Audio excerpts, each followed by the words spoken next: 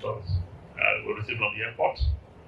I want to also recognize the members of the Board of Trustees of the Institute for Work and Family Integration, and of course, members of the Board of Governors. At least I see a few of them in the front. I would like to recognize Professor Alos, our trustee emeritus. Everything we have Prof is emeritus. He's founded so many things in our area here, and indeed you'll be amazed what he has done from the university to where even this institute. I'd like to recognize Patrick Akuto. Doctor, thank you for coming. Okay. Distinguished speakers, I have in our midst Mr. and Mrs. Eke Akon, right in the front, and Mr. Antonio Puta, the chairman of the various panels, members of the panels, esteemed colleagues, the champions of the various family units and NGOs present, distinguished guests, and ladies and gentlemen. I think my job as defined by Charles really is to say, he said formal, to give a formal welcome. To welcome you to the International Family Conference, of course, which you have just told us the team, and it's in your bulletin, strengthening the Nigerian family, building resilience, and nurturing future generations. But before I do that, I would like to make quick comments on two aspects, or two areas, very quick. One will be, of course, the state of our families. And two, I'll comment briefly on our team. But before I do that, I think I would like to start with a thank you. Thank you for coming. I know some of you came from far and near. One of my member of the Board of Governors flew in last night to be here. Gloria and I also struggled to be here, but not last night. But at least we came in during the week to overcome jet lag. So I'd like to particularly thank you for coming, because your presence is what makes it a conference. I was going to recognize very specially Dr. Sheyi Sorem, who was received last night, because for me, in some very special way, it's a delight to have him as, is that him? Yes. Okay, so he just walked in, our UN representative. I was mentioning you in absentia, and he's here. Last time we organized the family event, we had the country director represent the UN here. And they usually represent the family focal point of the United Nations. And that gives us sort of, if you like, some incentive or motivation to continue to push. Now, I tell you this, when we received a mail early this year, January 2nd, to be precise, from the UN asking us to advise on the programs we will be organizing this year in celebrating the National Year of the Family Plus 30. I mean, we were not so certain. But I must say, yes, people are still coming in.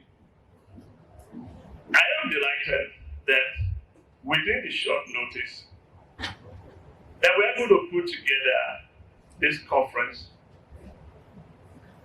to focus or create or to raise the awareness on the issues facing the Nigerian family in preparation for the global conference in May 15th, that the nation will be celebrating the National Year of the Family plus 30.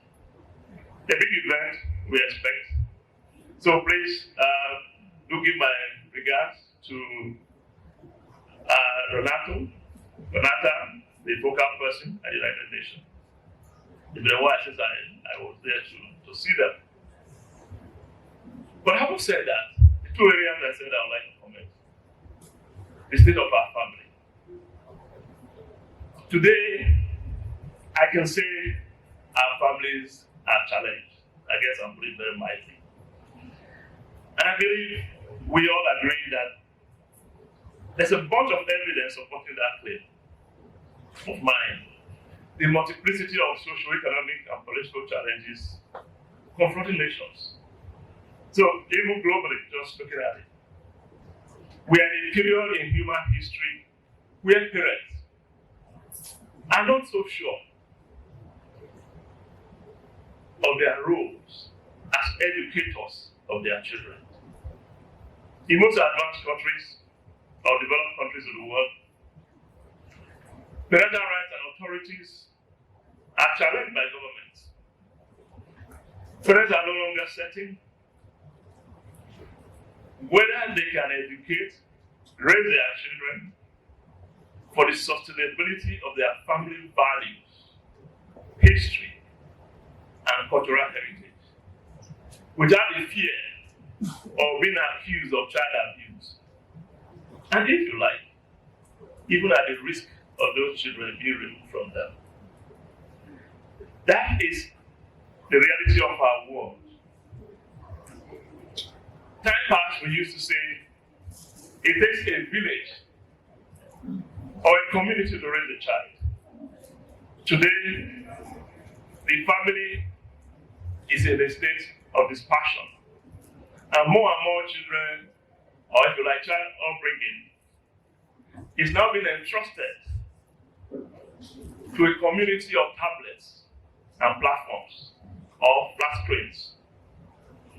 Yes, you can see that through attention. I mean, tablets and flat screens powered by apps and platforms that are driven by AI. Yes, we see strange people on the screens that are bringing up our children. They are funny and they hold attention. And so, but what are the consequences? We see a generation, or more and more, we find generation of children accustomed to the digital world with its instant results. And so they seek instant gratification. That is the generation we are raising. We have, in our period, consequently, of course, these children are not able to deal with the reality. They don't have the discipline, nor the self-mastery to build relationship and confront our everyday realities. There's no button to push in our relationship. We build and nurture relationship. It's not instructive. We find the generation of politicians who are able to deal with history try to deny it, or indeed, they suspend it. We find in their environment today, confronting family is how to deal with alternative truths. Time was growing up, a fact was a fact. A statement of truth was universal.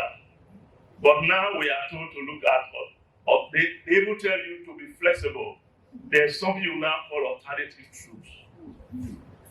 This is the reality, and these are the issues confronting families. Facts are no longer universal.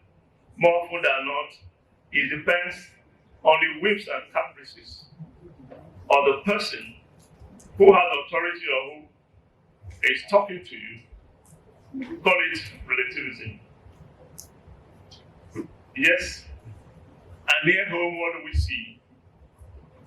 We see, I just say our family really is at a crossroads.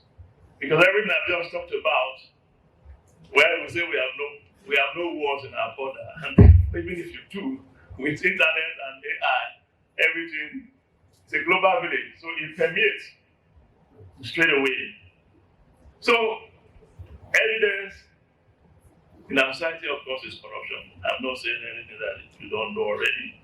Corruption is endemic in Nigeria. Sometimes of the very worst types: banditry, immorality, and of course, the exodus of the best, the brightest, and the strongest of our children in what we now commonly call the Japa syndrome. You know, the family, of course, is the seedbed of society, as Charles already alluded to. The cradle of love, our support system, and guidance, where values, tradition, and culture, or our cultural identity, are passed from one generation to the next.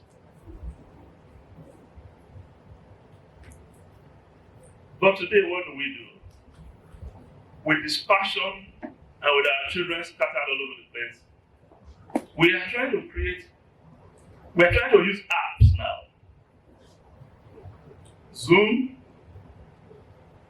TikToks, WhatsApp maybe, and other technology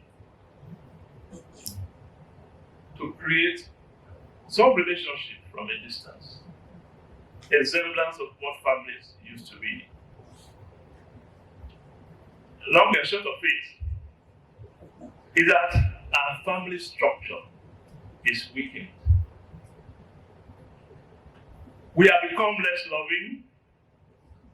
As I was driving in here just now, a very good family friend was talking to us on the phone, and he says, a friend of ours, or hers, who is just about 90, tried to get up, fell, and broke her hip. All her children are abroad. And as a member of the social group in her club, they have to take her to a friend. So they take turn in visiting. That's our reality. That is the state of our family. We have become less loving, I was saying, and therefore less human. And also, we begin to see a community or a nation in decay. The less we love, the more we decay.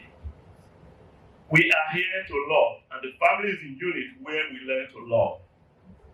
As we disengage, we start to die. And today, maybe I just came, but as I walk down the road, I'm amazed how many of the vulnerable, the weak, the impoverished, are abandoned on the sidewalks of our streets. That is the state of our families. And that's really the necessity for this conference. Among other things, the conference offers us the opportunity as participants to share ideas, to listen to experts, and as they provide insights and their perspectives for us to examine how, or at least come up with strategies on how to rebuild the resilience in our families,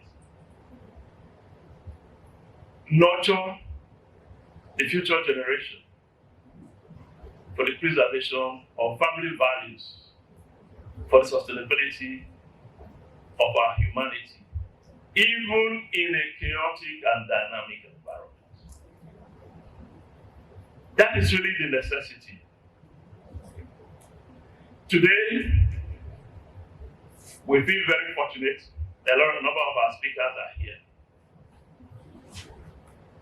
They'll be speaking on the family as the cornerstone of national unity.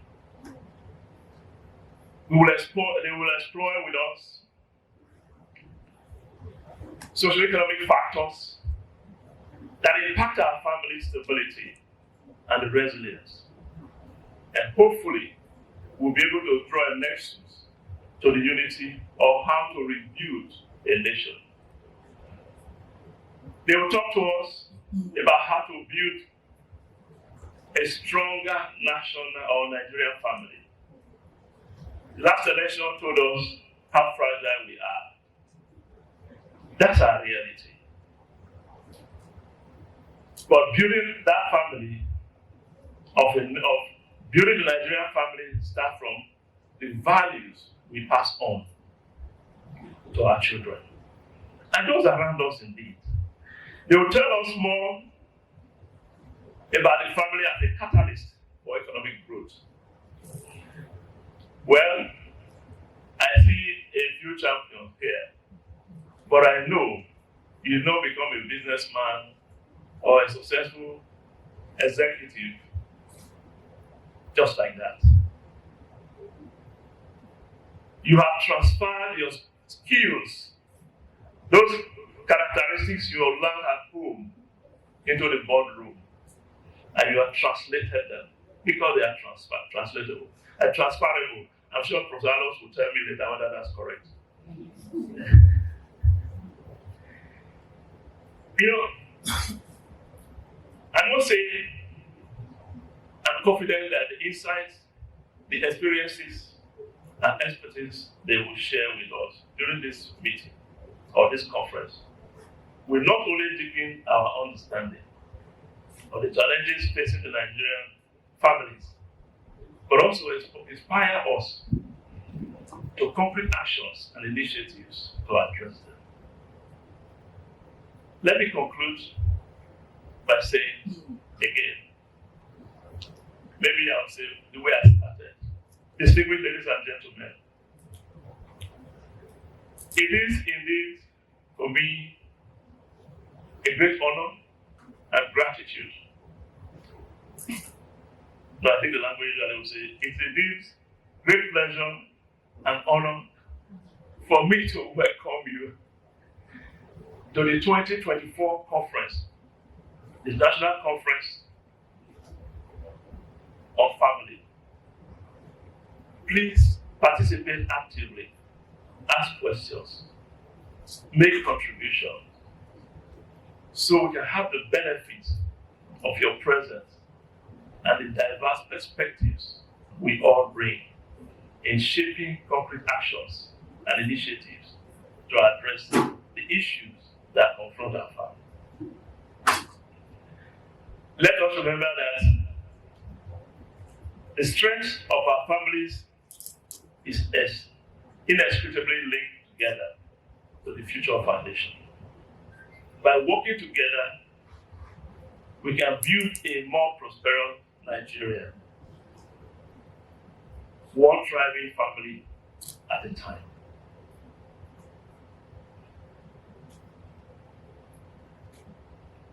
And I hope that you find it very fruitful. I say I'd like to conclude the way I started, because I started by talking about the United Nations. Well, they have a byline that says, I wish you the best, and the best for a family-oriented 2024. Thank you for listening.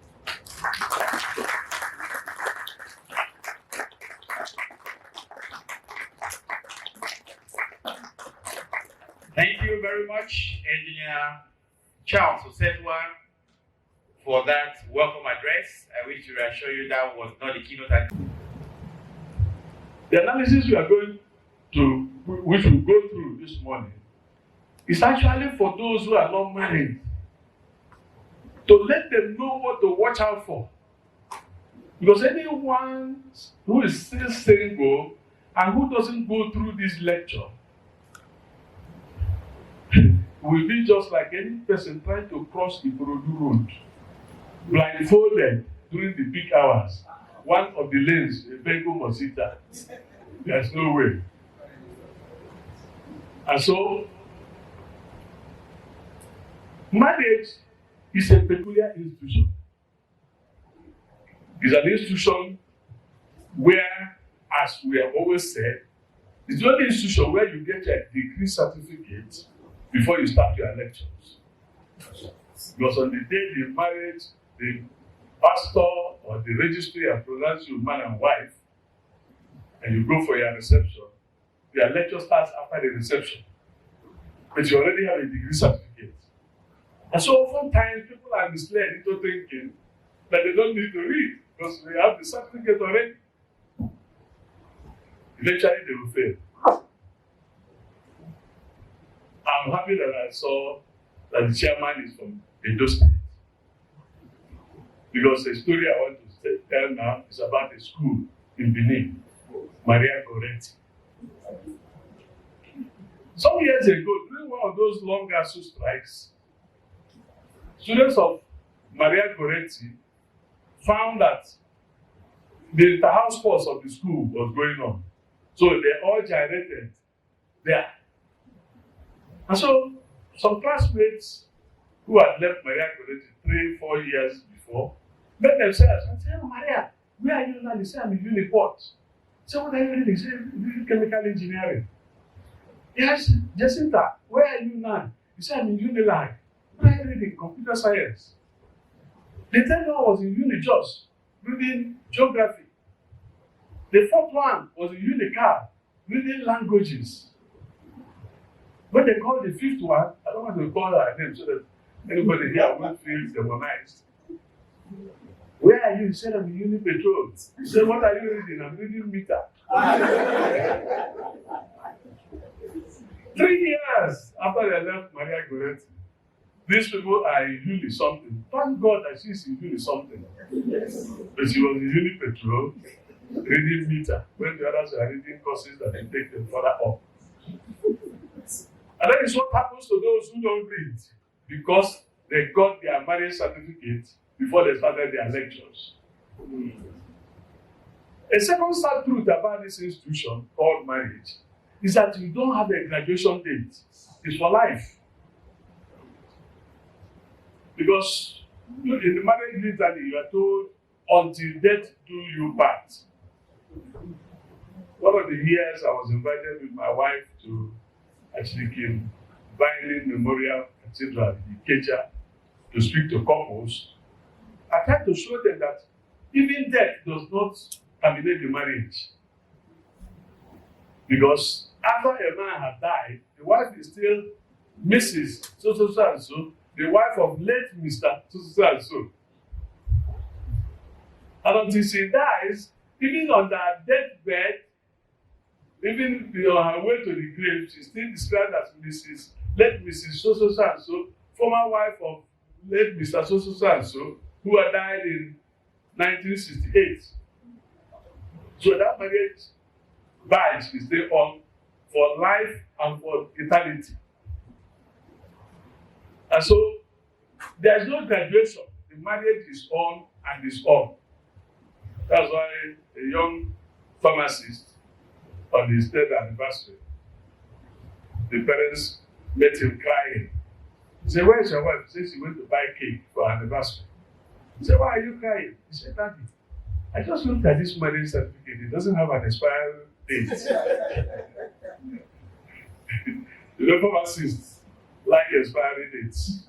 So this one doesn't have expiry date. Thirdly, because a marriage gives you a master's degree in life, in conventional institutions, you need your bachelor's degree for your master's academic program. In marriage, you need to throw away your bachelor's degree if you are going for masters. A lot of people make the mistake. After you are married, I'm going out with the boys, I'm going out with the girls. You are still holding your bachelor's degree. You are going to fail. And then, fourthly, there is no lecturer. You are your lecturer, you are your student. So you judge yourself.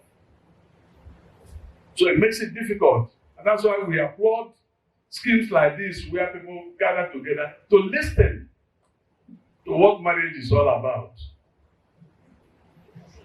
A stable marriage requires that you watch out for a number of things. Sorry, I've explained to you why I didn't come with PowerPoints. Otherwise, it would have been easier, but please write down notes if you need to. There are 8 factors that you need to check. If somebody sees you on the road and says, you are the apple of my eye, the destination of my dream, the only coconut in my locker, I love you better than my mother. Fine. There are 8 things you need to check before you know whether to accept or to reject.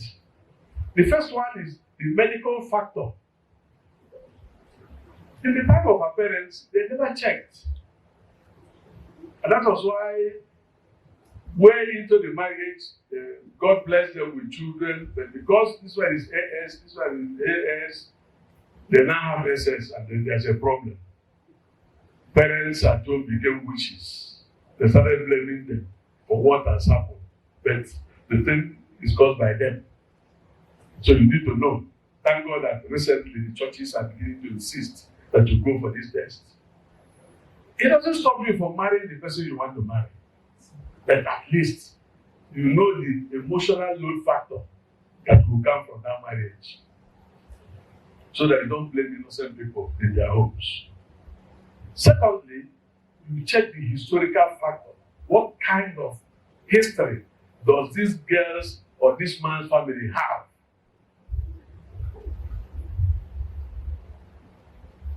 And that is part of what our parents used to solve for us. Because they check. And you say, if this is the person you like, you say, no. Sorry, this person you like, the father is a thief. And it's possible that she may be contaminated. Or there has been suicide in their family. Or that people, they are prostitutes in that lineage. So you check the family history. Thirdly, you have to check the religious congruity. That's how your religion, your love for God and service for God resonate together. In our own days, when we were growing up, I'm an Anglican. It was almost a criminal offense for an Anglican to marry a Catholic. It broke up many families. And yet they always meet God. Not to talk of this one now where a Muslim is marrying a Christian. And you say it doesn't matter, you know, this. When my first son brought somebody and said, she's a Catholic, I said, well, I don't think the bishop has commissioned you to go and evangelize the Catholic Church. So make sure that you agree with her on your way forward. Because when you have 2 different churches or denominations, you find that the propensity to go to church on Sunday is not even there. And so the children start debating from the beginning. It looks innocent, but it's a very material fact. It becomes a weakness in the foundation of that marriage. So you go to the village, your younger brother is marrying, and then you take your husband to your village, and because you are Catholics, he's Anglican, he doesn't want to go to the Catholic church. So while you are going for the church service, he prefers to go and arrange the hall where you are going to have reception. But you would have wanted him to be in the family photograph with you. And so you quarrel after that. These are little things that tear down the harvest. Fourthly, cultural factor. And this affects those who are crossing the cultural boundaries. Intercultural marriage or intertribal marriage is one of the beacons, one of the blocks that build national unity. But my advice is, if you are crossing the cultural boundaries, go and investigate what that culture says and adapt yourself. If I'm an Igbo man and I want to marry a Yoruba girl, she needs to learn my language as much as I need to learn her own. Otherwise, our native land will become a no-go area for us. We won't have the excitement to go to the village if your wife doesn't understand people, because if she gets there and some people are talking something different and they are laughing, she starts crying. She thinks they are laughing at her. And she said, take me away from here. I don't want to be here again. I don't know why they are always laughing. It's a problem. Then the fifth one is the social class of the two families. Oftentimes these days, people find themselves, you come from the lower rung of the ladder, as a boy, as a girl, you are married to somebody who is on a higher distance. You see, I need to stand out. I have this trouser on. There's a limit to which I can raise my leg, this trouser will tear. So make sure that where you are stepping up to, that it doesn't get to the point where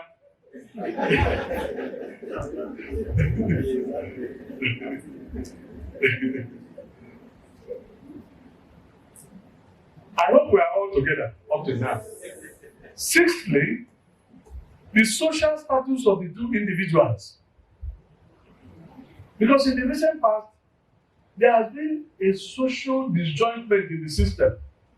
From the 70s, when the banking explosion, telecommunication explosion came up, we found that a lot of people, you finish from university, you are, let's assume that 500,000 of you went to youth service at the same time, out of which, let's say, half is female, half is male, and then you now find that the girls get jobs faster than the boys. And this was your boyfriend who left the university 2 years ago. He hasn't even gotten a job. And you get a job. Very soon you get a car. He's still trotting the streets of Lagos, submitting applications. His shoes are bent. And so he doesn't even have the confidence to come back to you and say, how can we marry? Because he doesn't have a job. And a lot of girls became victims of their own success. And so by the time they got to 36, 37, they said, no, I can't continue like this. Then some of them opted to marry those who did not even go to school. But they were well to do. I think they looked decent when they put on their designer suits. But then you find that there's a problem there. Because the social status of the two of you are not the same. If you can't have time when your friends come to visit you and your husband comes and joins you in the convention and say, if it is money, I has it. And then you now call him and say, please, now when my friends come, don't come out. So it becomes a problem. We look at this and think it doesn't matter. They do. Then we go to the seventh one, maturity. How mature is this person for the marriage that is entering? A lot of men and women who we escort to the church to do their marriage, their wedding ceremonies, are not mature to marry. Some of them are still daddy's boy or daddy's girl and mommy's boy and so on. They can't take decisions without their parents. And marriage is not for boys and girls, it's for men and women. And so you find most of them go in, and after 3 months, 4 months, they say, no, this is not what I expected. They want to run back home and say, Daddy, I can't continue like this. That's another unstable, irregular home being set up. Unusual, abnormal home being set up. And then, of course, some girls said, well, since I can't have a husband, let me have a child. So he looks for somebody, says, please, no liability, don't bother about anything. Just like they said in Isaiah 7 verse 7, he said, you see, that at that time, 7 women will be looking for one man. They said, just let us answer your name. Don't give us food, we will feed ourselves, but let's just answer your name. And the families are started like that, man or woman, children, and that's a family. But it's an unusual family. A lot of people who say they are matured a lot of ladies who say they are matured, especially those from very high class families, haven't learned how to cook. Up to the time, I remember when my children were growing up, when my first daughter got to SS1, my wife sacked all our housemates. Said, no, I'm training people's daughters, my own daughters are wasting. So we managed until they come back for holidays and they help in the kitchen. That was how both of them grew up and became mature for marriage. By the way, our 2 daughters are working in the United Nations. One is in Abuja, one is in Rome. And these are people who went to Corona school with others. In Corona school, it was almost a tradition that once you finish school start, you move out to Europe, America to do your higher school, and then from there go to university. We insisted that our children must finish their first degree here, do their youth service, work for 2 years, then they can go for masters abroad. That we sponsor them. Because we wanted them to have social roots here. Because we were bothered about what the chairman was saying, that we didn't want the outsiders to raise their children for us. I'm quite sure a number of us here who have relations, who are those that went out early to there, have now seen that some of them are no longer sure whether they are men or women. And you are not allowed to question them. But that's what we got, because we thought we were doing them any favor or doing ourselves a favor by raising them outside our own culture. But the last factor, which is number 8, is the greatest of all the factors, what we call the family environmental factor. That's the impact of the family, of the environment in which the child grew up on the child as an adult. Every adult, when you can check yourself, you reflect the environment in which you grew up. So for me, the son of a village headmaster, that's why I'm been comfortable being a teacher anywhere. My father raised me through that side. Little things in the family environment matter. If a child is the only child in a family, it has an impact on that child. If a child is the only girl among boys, it has an impact on her. Or if she's the only boy in a family of girls, it has an impact on him. If they are in a separated home because one of the parents is dead, the person that raised the children that are surviving, the impact on that person is on the children. A mother who, as a widow, raised her sons well, if she raises them strictly and they look on her as a role model, that son, whether he likes it or not, will not even find comfort in the bosom of any girl in her class, because he's used to a matured woman taking decisions. And the classmates will be wondering, why is he looking for sugar mummies? But this environment. So with the girls, the girl that grew up under the father as a good father and is a role model, will be looking for more matured men in her life. That's the impact of the family. I want to give you my own.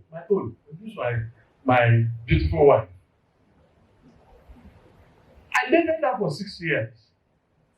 In fact, I think the wedding on the day it was 6 years that we met, or we agreed to be friends.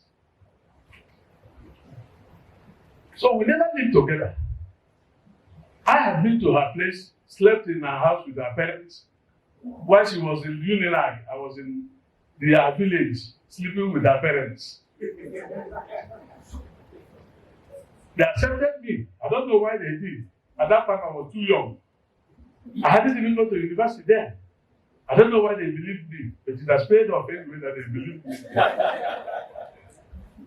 But when we started living together, I found that there was one simple flaw that she had, that she was used to giving instructions. And so I want to do this, and she said, no, you can't do this. The first time she said it, I thought it was a mistake. But when she said it the second time, I don't worry. I went to the bathroom and looked at myself in the mirror. Bros, I told you. I saw it bothered my mind. I kept thinking, no, that's not the girl I've dated for 7 years, 6 years. So why is this? I was on tour of Abakaliki at that time, one of the branches of my bank. And that night I had time to think over it. And I said, oh, and I found out that she has 4 immediate younger brothers in her house. I said, she might be mistaking me for one of them.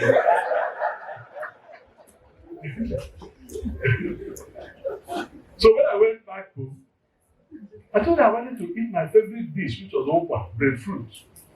So I took her to the market, we bought breadfruit, all the condiments became good. And after eating, I said, sit down. And she sat down and I stood over her. I said, let me introduce myself. I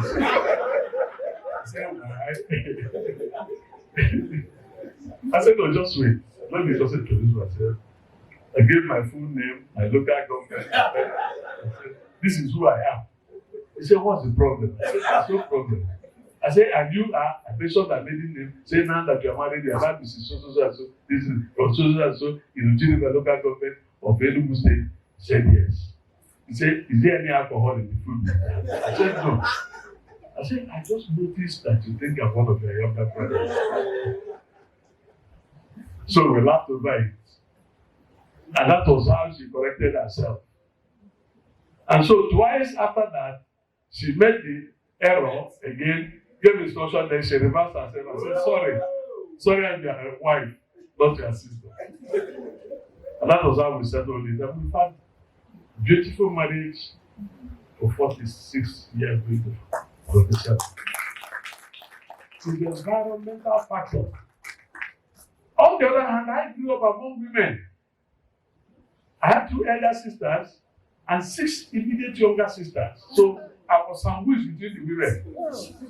So when I was growing up, I learned how to do all the things with them. I learned to plait hair. I could plait hair with them. I knew how to plait hair because I did a lot of domestic job with them. When my father being a headmaster, I noticed that I was growing up more like a woman. So he now brought in 2 boys of my age to live with us, which was a risk at, well, if it's now, that time it was no risk. Because things that are happening now. So what we are now saying is that these are 8 factors that we must look at before you agree with the man that stopped you on the road and said, unless I marry you, I will die. There is not to die yet. Let him allow you to check something. And you can find that all these factors here, minus the social status of the 2 individuals, are things that precede you. They are things that you cannot control. The family you come from, their biological components, their religious factor, they are all of your own. And so, having looked at these things, if you now agree that the person has done well, 65, 70, 80%, then you can go into what we call courtship. Courtship is what enables you to bring that person that saw you on the road, put him on a table, lap table, put the microscope, and look at that person. Beam the satellite on that person to look at the character elements. Because these are things, again, that are going to affect you as you go into life together. And in the character elements, you need to know how honest and transparent this person is. A lot of people have false identity. I remember one of my classmates in DMJ's audition had black fever. And the day the thing came up, he was telling us that President Nasser of Egypt then was his father's brother. I couldn't understand how Mr. Gog from Onitsha is now related to the president of Egypt. But there are a lot of girls that you meet in school, even during my youth service.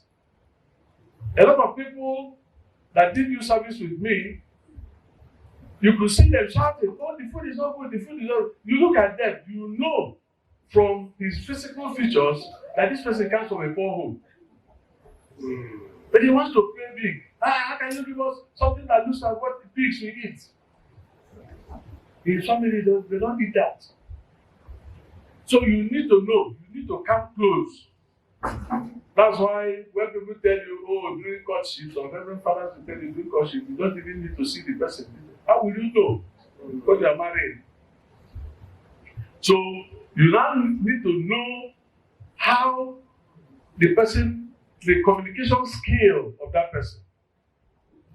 Because in any friendship, if you are not able to sit together and chat and laugh, not aided by external factors, TV, comedy, and so on, then you are friends. Our last daughter got married about 5 years ago. And so in the house, it's only me and her. If she wasn't my friend, by now we would have started beating ourselves. Every day the children will run back and say, Daddy and Mommy, please, we're going to stop this kind of thing. But because she's my friend, we sit, sometimes we remember something and we talk and then she laughs and almost chokes. And that makes life going. Yeah. Okay. So fine, we now have the honesty, communication, personal hygiene,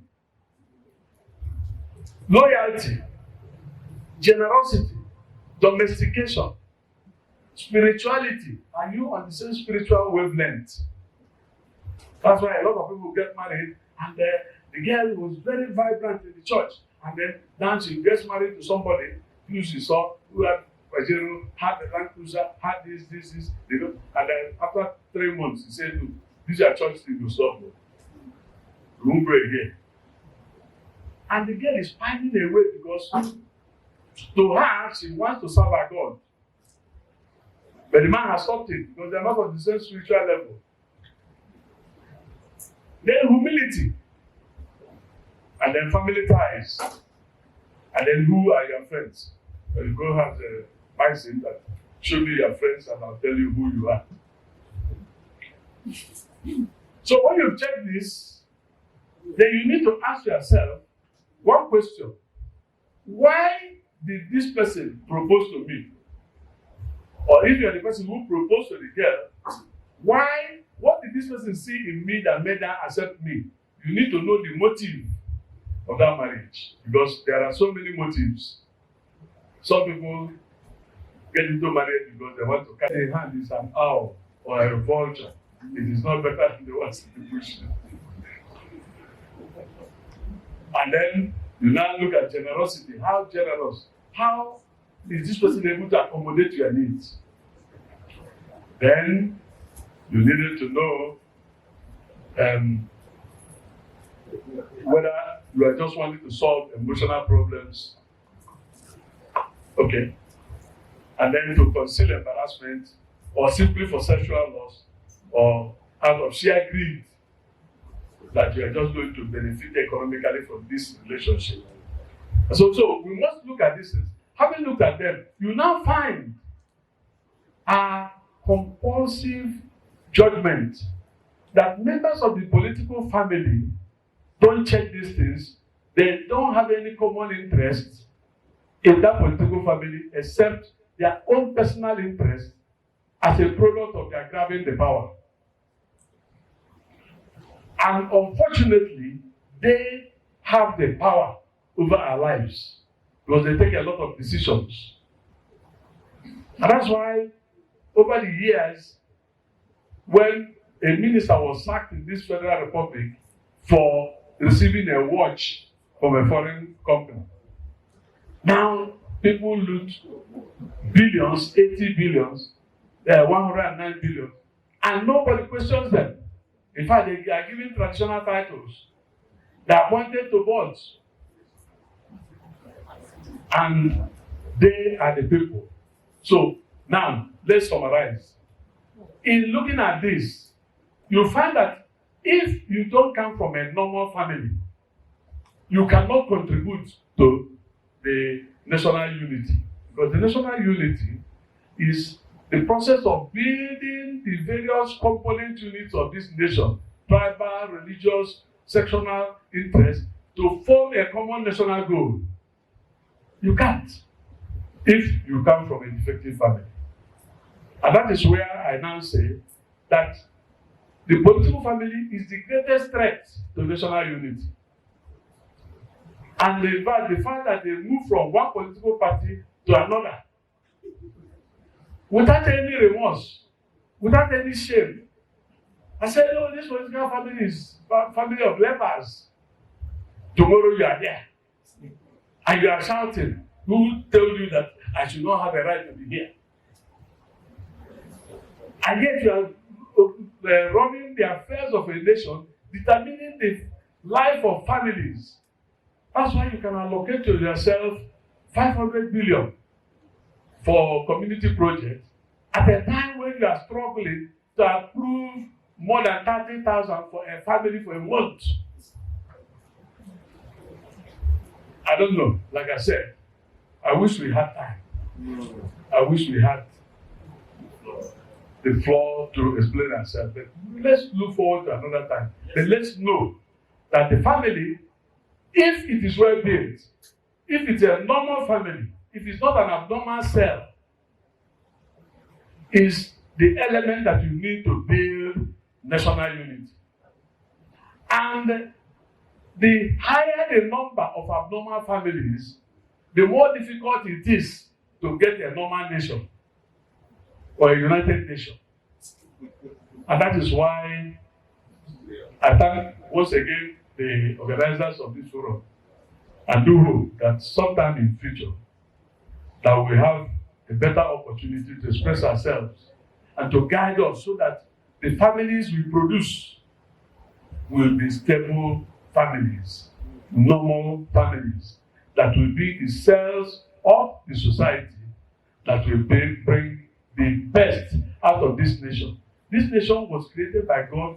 At around my final story is that there's a story about how God created this nation. The day He created it, they said He was in a very happy mood. And so when the angels asked Him, how much land do we give them? He said, we have land. Give them land, give them land. They gave them land. He said, how many people do we give them? He said, you're giving them land. Give them people now. Whose people are you having? They said, no, but in Libya, you gave them land. You didn't give them. He said, don't worry. Just give these people. What minerals do we give them? He said, is there anyone we don't have in store? He said, no. Give them all. One angel ran back and said, what of petroleum? He said, is petroleum not a mineral? Huh? I said, give them all minerals. Okay, now that you didn't mention petroleum, give them all petroleum. At that point, one of the angels said, no, God, I think you're partial. You love this country too much. Why is it that everything we ask, you say, give them? He said, don't jump into any conclusion. God was telling them. Wait until you see their leaders. You know whether I love them. Praise God. Thank you.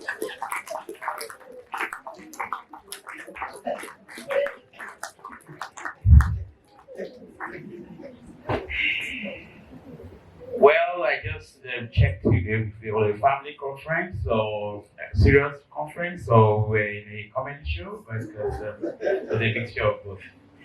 Now, what you were not seeing from here is that many of the attendees were taking notes right now, so we're asking for extra sheets. People asking for extra sheets there. And that means there are a lot of questions and comments. So we take 3 questions or comments. Yes, 1, 2, and 3. All right. You take all the questions once, and then you respond to them. Good morning. So my question is, while we were talking, you talked about the historical need, and then in Igbo land we call it Ijuese. So how do we bridge this Ijuese process? Understanding there is with the Japa syndrome now, where you have a lot of people outside the country. In fact, there was a case of 2 cousins who happened to have married themselves because they didn't know they were related. So how do we bridge that gap in our present time and age? Thank you. All right, more questions, Loris? It's your turn. Good morning, sir. Mine is coming by way of advice or admonition. I appeal to each and every one of us to avoid the temptation of saying this as a mere talk show. Let us try to implement things that we are learning from this very seminar. It will go a long way in helping us because the society is actually rotting, and it begins from our homes. The society is in a mess as we speak right now. So please let us ensure that most of the things, if not all of them, that we learned from this big man here is implemented. Thank you very much. And the final question, comment? Thank you very much. Before I ask my question, I have a little story, not a story like yours. My 9-year-old son came home one day and said that we had an election in school, in primary school. And I asked, how did it go? He said, we elected the head boys. I said, how did you do it? He said, 2 people contested and they were given opportunities to give their manifestos. I said, who did you now, what did they say? He said the first person said he was going to make sure that the classrooms would be clean if elected as head boy and make sure that everything, goes well. The second one said he was going to take every child to Mr. Biggs. I said, who did you now vote for? He said they voted the one that said he was going to take it to Mr. Biggs. Now, eventually I asked him, did he eventually take it to Mr. Biggs? He said no. And I sat him down, I started telling him that, why did you vote for him? He lied to you, and he voted him because he mentioned Mr. Biggs. So now the question is, he had an opportunity of interacting with me. Of course, by the time I finished, he understood that next time he was not going to join the people that are going to vote whoever that promises Mr. Biggs. But what of other children? Other people who never had the opportunity of interacting with their children. These children will grow up with this notion that, when during an election or something like that, they promise something that even when they know that you cannot achieve that. How do you actually disabuse the mind of these children? That's my question. Okay. Okay, it wasn't a case of rigging election, it was a case of Now remember when I talked about marriage in the time of our forefathers or our fathers, now I talked about this interest to go and find out about the quality. You see, with increasing urbanization, in those days, people were in their villages, so they knew themselves.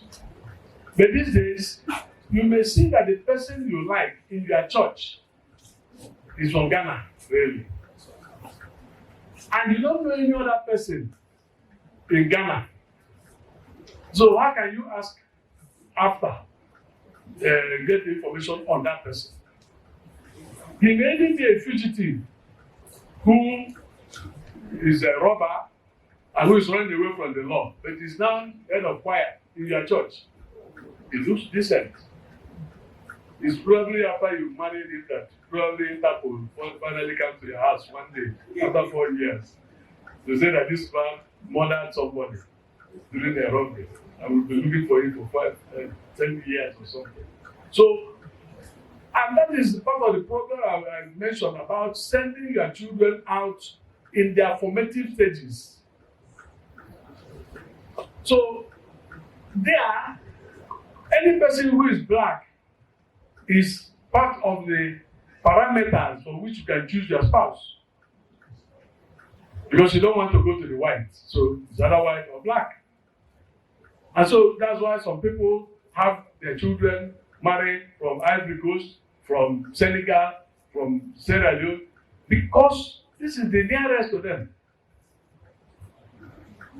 And that is why it is good to have the social route here. And then you must give them the pedestal to visit home. Because if that person was visiting home, there's no way they wouldn't have found out that the person he wants to marry is a relation. He didn't know, but his parents will know. But you've allowed him marry even without relating to the family. You just got a notification that your son wedded in Calgary 2 years ago. That's all. And you are rejoicing.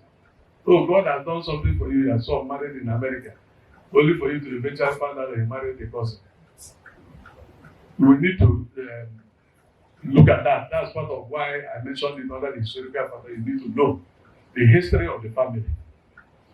Then the question of election. There's no way else to tell them. You see, the political class in this country is so bad, so corrupt. If you listen to all the election speeches they made, after each time they talk about Abiola's election, they said it was the freest and the fairest election ever held. Why was it the freest and the fairest? Because Professor Aklumosu introduced option A4, stand in the line, let's know who you are voting for. And you count. But they don't want it. Because it will show that they didn't win the election. You can't read that one. Because everybody will see that nobody voted for you, that there were only 4 people here, and there were 300 and something people the other side. So they didn't want it, so they now go to look for computers, and they spend billions of dollars to buy computers to try and tell us that they are going to use it to check. At the end of it, they tell you there were glitches. And the computer didn't work at the time it did. Who was fired for bringing computer that didn't work in a very material election like that? Nobody. And so, gentlemen, there's no way, you've done your part, tell your son, these people, politicians, never really do what they say. And because they are so shameless, I don't like politicians anyway. And I'm tempted to even say one final story again of politicians. Please listen to this. A businessman, a UK businessman, had a brain tumor.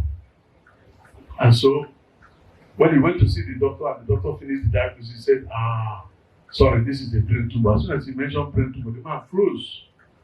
He said, no, it's not a death sentence. Try to calm them down. It's not a death sentence. What we can do is to do a brain transplant for you. He said, how will you get the brain? He said, there's a brain bank where we can get the brain for the transplant. So what do you have in the brain bank? He said, we have the brain of a professor. Not like Professor, my friend. You have the brain of a professor. And they said, what will you do for you? He said, you now start thinking like a professor. If we graft the professor's brain inside their own skull. He said, how much is it? He said, £25,000. He said, okay. Do you have another one? He said, I have a scientist's brain. He said, what will that do? He said, oh, then you're a businessman, so you can now manufacture what You can now design what you manufacture. So it's a good chain. He said, how much is that? He said, that one is 50,000 pounds. He said, why is the professor's brain cheaper? He said, because the professor had used his brain extensively on research, so it's at a knockdown value. It's okay, so what other brain do you have? We say we have the brain of a successful Nigerian politician. He said, he said, successful? Yes. How much is that? He said, this one is expensive. He said, how much is it? He said, this one is expensive. He said, how much? He said, this one is 500,000 pounds. He said, why is it that expensive? He said, because it has never been used at all. It's a mint condition. It's like a mint. It's just like the brain of a child. He has never used his brain. He has always been using his mouth to talk. His brain is not working. So his brain is that of a little child. That's why it's expensive. Thank God for that.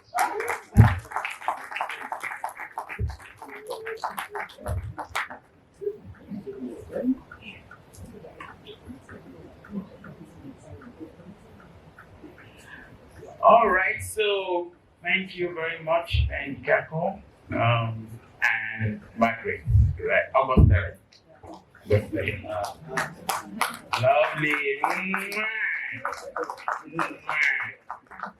Wow, this is really walking the talk. All right, so the panelists have renewed your hope that you will not be sitting on, you have where to sit. Yes. So we'd like to go to the first panel of today's conference. I would like to begin by inviting the moderator of that. I want to join my voice with that of the moderator, the MC, and the organizers to say welcome. This moment we are looking at, we have listened to our prof, who spoke to us extensively on a very, very significant topic, and that is looking at the family as a significant element of the national unity. When I look at the theme of the conference, strengthening the Nigerian family, building resilience, I see that one on the part of the parents and nurturing future generation that has to do with our future generation, our children. And the speaker has spoken extensively on how to go about what he has charged us with. I have come to the conclusion that charity begins at home. We want a united nation, we must start from home. A divided family is tantamount to a divided nation. My brothers and sisters are here to throw light into what we have listened to a couple of minutes ago. I want to go to my right to ask our brethren here to do justice to question number one before us. Under family, a significant element of national unity. And the question is, how will you describe the place of family as an important institution in the Nigerian society today? We need to really, really speak in line with what we have listened to from our beloved professor. I don't know if our sister will start from there, coming back to as well.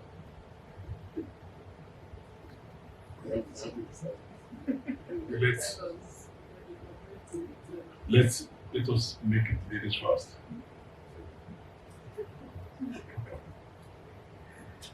Thank you very much, moderator, and good morning. It's still 5 minutes before afternoon.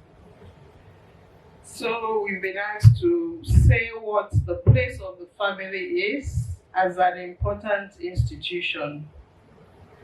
And we've heard our first speaker, Prof.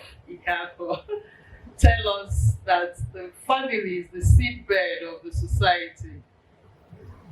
And in the family, that is where every other thing that is good is taught. The values, the virtues that people now take to the greater society, they must be learned first in the family. Because if you don't give that, you don't expect that person that have grown up in that family to go out to the society and become this perfect person. Because the family feeds, we're all told that we are growing with what we are being fed. So the family being an institution where these virtues and values are entrenched equips us to go out there and face the society. And that's how it should be. Because we don't expect somebody who has been deformed in a family setting to get formed when he or she goes out to the larger society, which is his grouse against the politicians, whom he does not like, but he has a duty to love them, even though. So the family being the bedrock of society, I would like to equate it to an anecdote that I usually use when I'm speaking of family, about a pastor, sorry sir, not you, who was preparing on a Saturday evening his homily or his sermon for Sunday. And he had this rascally little son who was running around and distracting him, so he wasn't very focused. What did he do? He remembered that he had an old magazine that had the map of the world drawn on it. So he brought it, tore it up, and gave it to this rascally little soul and told him to fix the whole map of the world together.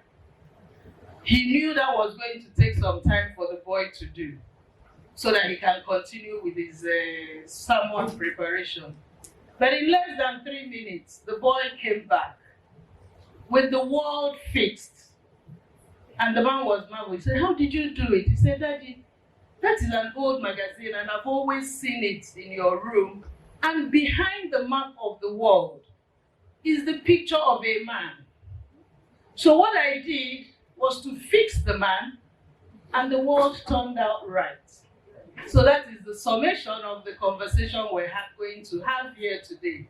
So when we get it right, get the man right, then the society will turn out right.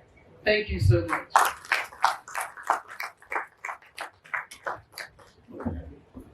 Yes, I was actually praying that Angel should speak first, so that way I could be able to derive one or two things to say. Unfortunately, what she said was very helpful, but it wasn't helpful to me, because I would like to take a different looking at the issues that were raised by Mr. Ikako. Thank you very much, sir. It was quite illuminating. Thank you so much. Again, differently, especially from the point of view of the nation. We are focused on how to strengthen the family, so it will be an important institution to solve the problems that we have. That's the primary focus. Yeah, you can't separate marriage and family. They are one and the same thing. See as twins. I want us to reflect. It's so important. I think my wife alluded to it without referring to it specifically. The family is the oldest institution in the world. We have had wars. We have had holocausts. We have had empires. None of these empires, none of this, if you like call them institutions if you want, or these experiences, is as old as the family. The family is extremely old, and it will never die. And that could explain why it is recognized that it's the most fundamental cell in the society. And I like the that resonated with me, what Mr. Kako said, as to he drew an analogy between when you are challenged. When a cell in the body is challenged, over time it becomes cancerous. And if you reach stage 4, it will take a miracle for the person to live. Certainly, I believe we're in stage 4 in the crisis we have in Nigeria. We have a big crisis in the nation in so many aspects. And that crisis, whether we like it or not, is fueled by the crisis we have in the family. Now the question is that if we recognize that we have crisis in the family, it means that we recognize that we have an emergency. So when you have an emergency, when you have crisis that is threatening the life of the nation, because that's where we are right now, what do? You treat it as such, as an emergency. So the first question will be, I don't think anybody here will argue that we don't have that kind of crisis. We do. Everything that we have as a problem is connected to the failures and the values in the family, just like Angel pointed out. So what do? It becomes the responsibility of the state, because the state has a duty, a legal duty as a matter of fact, to protect the family as its fundamental cell. Question is that, is the state doing that? Do we have a national policy on the family? And this is the place now, I don't know whether it's going to be a question, but it's a concern as to what Mr. Kako said, which I will require some sort of clarification if he's given an opportunity to talk. He said something about social status of individuals getting married, social classes, cultural factors. Now that is the one that hit me. Amongst the panelists here, there's an Igbo man that is married to a Yoruba man, a Yoruba woman, and they're living happily together. Respectfully, sir, it's not so much about an Igbo man marrying a Yoruba man, or a Yoruba man marrying an Hausa person. It's so much about what common values do they hold? What do they hold in common? And this is why I think the state will have to have a deliberate policy to identify state policies that are specifically directed to protecting families. The common values that one have across cultures. If we have that, and in fact, when you're making your presentation too, it can also be summed up from the characteristics of what is expected of a man and a woman in the family. It can be characterized just in one word: virtue. Family where virtues are taught.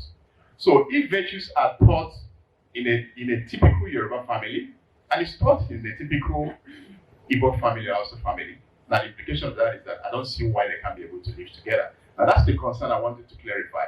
And that living together, living a family with values, irrespective of wherever they come from, is something that will translate into values for the nation. Thank you so much.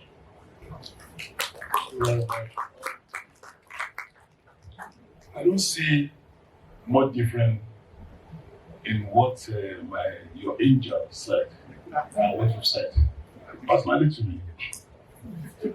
And what the prof said is equally valid, because when we talk about cultural differences, inter-tribal marriages, there are values. Let us deceive ourselves. There are some values, for example, if you greet an elder in Yoruba land, you don't prostrate. You don't have home training. Whereas it's not so in Igbo land. Like my Yoruba used to say, you will say an Igbo man who does not prostrate for you, a Yoruba man, if you describe him as somebody who has no home training, he should ask you, which home training? My father's home training or your father's home training? So we cannot wish away the cultural differences, and that is why I quite agree with the submission of Prof. Let us go ahead and look at another poster here, and that goes to my left side. If we agree with what our two speakers said concerning the significance of family in nation building. Do you consider family as being complicit in the state of Nigeria's national unity today, as it were? Let's start from our dear sister. I think it's afternoon now. Good afternoon, everyone. Yes. So you asked me a question.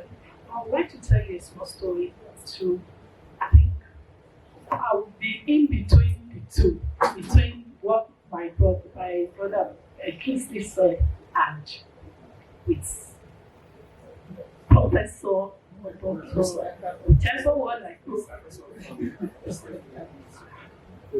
when I made up my mind, I'm going to get married to my husband. I'm going to get married to an Igbo man.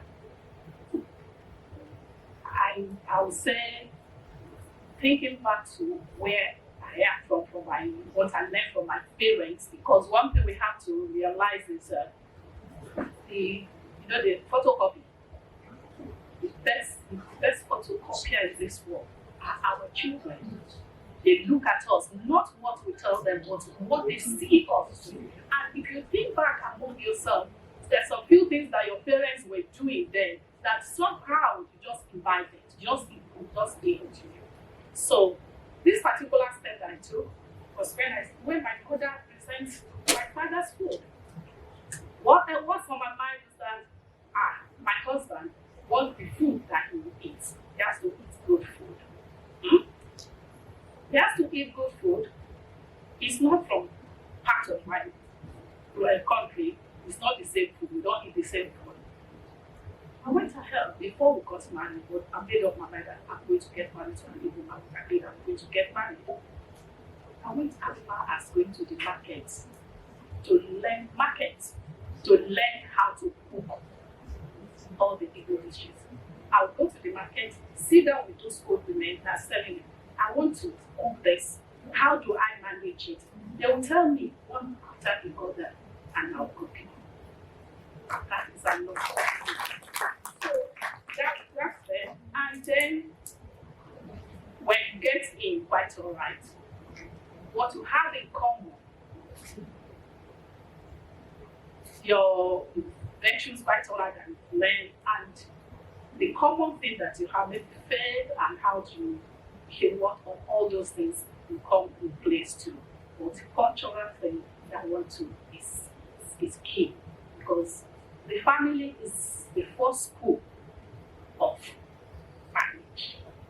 You learn marriage, you learn everything in that family. That's where it comes down to what you, because when you get into that place, when you are going to get with that man or that woman, is what those baggages, those things that you learn from your home, that's what you take place there. That's what will be there. Now, back to your question, or answer your question. The family is key. What you go out there is what you have in the family, that's what you portray outside. And to get all those ones done, you have to. Sorry, I'm trying to put people just together on how to. That's if you are not able to portray yourself as a good person at home, there's no way you can do it outside. You still have to be that part of you that will Thank you very much. So, if I understand our dearly beloved sister, she's saying that if there's disunity in the nation, the family should be held responsible. But she has told us how she has managed to put two nations together under her roof, because they came from two nations. There's peace. What a good example the family could be. Now, to our brother, the husband, based on the family dimension, how do we get where we are today? How do we get here? Our prof said something about how he was brought up. And we thank God for his family. But the story is not the same now. So, how did we get to where we are today that families are being disintegrated, in spite of the fact that those who are disintegrating the family were products of good family upbringing? What do you say? I think that maybe it's what we ought to think critically about and work on. I've been since 1995, or probably, I've been part of an organization that tried to help parents to play their roles as principal educators of their children. And it's not just here, it's in about 70 other countries. And wherever we go, we don't get paid for what we do. They're all volunteers. And somehow, because I'm a chemist, I like to observe and make inferences, so that method of looking at things and then drawing conclusions. Among all the people that I have worked with, both here in Nigeria and everywhere, if you pulled the veil a little bit, you would see that they came from very solid family backgrounds. And sometimes when we go out there, they ask us, if you have all these people in your country, how is it that you present to the world these people that are leading you? It's a question that is for me and you, and that's why I liked the contribution of one person that made here. So this is not just a talk shop. It's also something that we have to work on, because you see all these lovely things going on here and there. You go to some schools. In fact, there was a school that one of my children was going to in Festac. It was a preschool, and the thing that struck me there, once you get to the gates, the highest age there was maybe like 3.5. One senior 3.5 person would come and take your child, and move the person around. So they were you wouldn't hear an abuse there, And the thing came to begin to reflect on, some of the rough character that you didn't see at home, that the children are beginning to change. But once that child was taken out of that school, he learned the behavior of the other ones, that are in the other schools. So I believe that there's a disconnect between how we live our lives in our family and what we project to the national level. Maybe we do not choose those ones that are very well brought up. And the people who are taking the decisions, like he said, are from that political family. So, but I've seen also in this conference that we went to, how a governor of a very poor district saw all those problems and decided to tackle it by way of educating parents. It started in 2009, and now that particular community has been transformed. So it's doable. We can do it. It's just for us to see, okay, this is where our problem is. How do we get the people who have these values that we know that are all over the place, to be the people who take the decisions that affect all of us. Thank you. So that's what I think. Thank you very much. How did we get here? We got here because of globalization and the loss of identity. That's my perception of this. As we begin to ramp up, I want to throw this question to my dear sister at my extreme right. what significant role do you think the families can play since you have pitched a hole in the family for problems in the family that brought about this unity? How can we, what significant role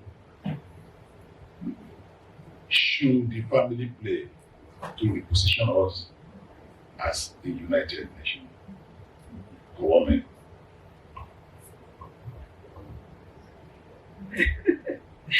Thank you, sir. The significant role the family should play is continuous affirmation of those positive values that we've always held on to, the ones we grew up with. There's nothing wrong with doing things right. And because we want to be affirmed by external exigencies, that's why we're so permissive of our children being indoctrinated with these foreign values or those ones that are at variance with all the ones that we've held. So the permissiveness should stop. Then affirmation of our long-held values should be upheld. And it says here again, what the families can do.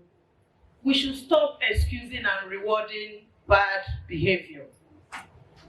Because once we give an inch, it keeps increasing. Oh no, it's okay, they are studying abroad, so they can dress anyhow. And people come into your home and they are looking at half-nude children and you explain it away. No, those values that we lived by that made us turn out right should also be infused in our children, and they should be made to believe that they are right and there's no wrong way of doing the right thing and it's becoming acceptable. Then, of course, the broad-mindedness, embracing the inherent goodness, and of course, upholding it in families. There's no shame in you agreeing to what is right in your family and letting your children do it. We've seen families where you have children who go to Harvard, Princeton, Yale, and they come back to Nigeria and they're speaking their language with no shame.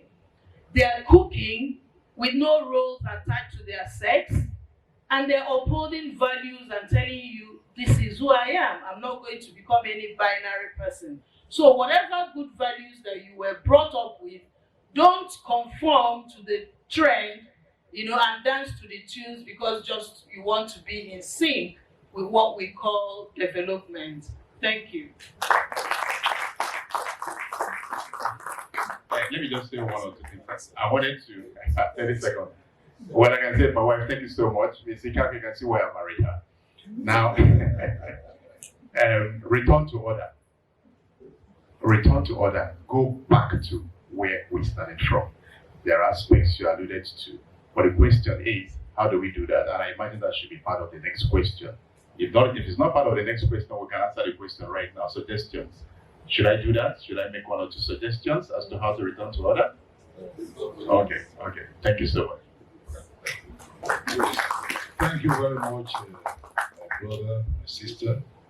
The last one is stereotype, prejudice, discrimination among the Nigerian people have constituted significant lines of disunity among Nigerians.